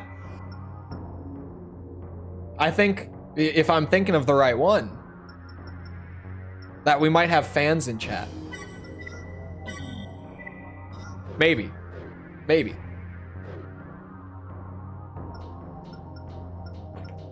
You know what was so funny? Speaking of anime, because it made me just think of weebs. Hold on. Quebec's favorite arena strategy is to slowly and methodically strip away an opponent's AP. This is usually done in such a subtle manner that the pilot on the receiving end often fails to realize what's happening until it's too late. What was funny the other day was during the Tekken stream, some people might have been here when it happened. I thought this was hilarious. There was a random chatter that we had never seen before that popped in and was speaking Japanese, but typing it in Romaji, which is typing it in like the Latin alphabet that we use in English. And I just ignored it for the first couple messages, but they kept going. And then someone in chat was like, what the hell is this guy saying? And I was like, I'm pretty sure he's saying this, because, you know, me having studied Japanese for like 7 weeks at this point, right? Roughly. I was like, oh, well, clearly it's this, because Nihongo Jozu and such. But I was like, I think it's someone using Google Translate, because it's weird that they're typing only in Japanese, but they're doing it in Romaji, because you just wouldn't do that if you were a native Japanese speaker. genuinely trying to communicate in the live chat. And then they break character entirely and they're like, oh shit, he understands me. Because miraculously, I did manage to read the message correctly and interpret it. It was a very simple sentence, but it was such a weird interaction. I've never had someone come in and just randomly use Google Translate to try to speak Japanese in chat for like a few minutes, and then as soon as I'm like, oh yeah, I can read that, they're like, oh shit, and then he left. That was the last message, was like, oh shit, he understands me. And then they were gone. Never to be seen again. It was the most random interaction I've had in a while on stream. The shadow weeb. He comes in, but then as soon as he knows you can understand, he leaves. He's gone. Into the night. All right, 14 extra arena fights, and that should be it. We're sitting at 92%, so God forbid I miss something. We'll just have to see when we get there. So shooting star is the target, right? That's how this goes? It's the one on the left always? Oh yeah, and I get to choose who I want. We're gonna bring Shade, of course, the only A rank ally available. Yes, please.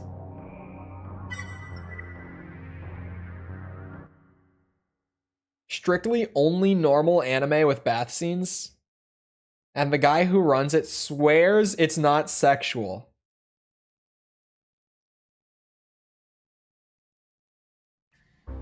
And why? Didn't let us play the old Tekkens. It would have been great. I wasn't like expecting it to be a thing, necessarily. It would have been awesome if like in the arcade lounges you could play like the first 3 games just for pure like legacy, just to be able to like within Tekken 8 play Tekken 1 matches against people for the shits and giggles on occasion. It would have been fun. It definitely would have been a nice addition. Like obviously it's not like heartbreaking that it's not there, but it definitely could have been fun. I did all of the extra arena with Apple Boy because Apple Boy, of course. It would have pushed T8 over the limit. It's already like the best fighting game I've played in years.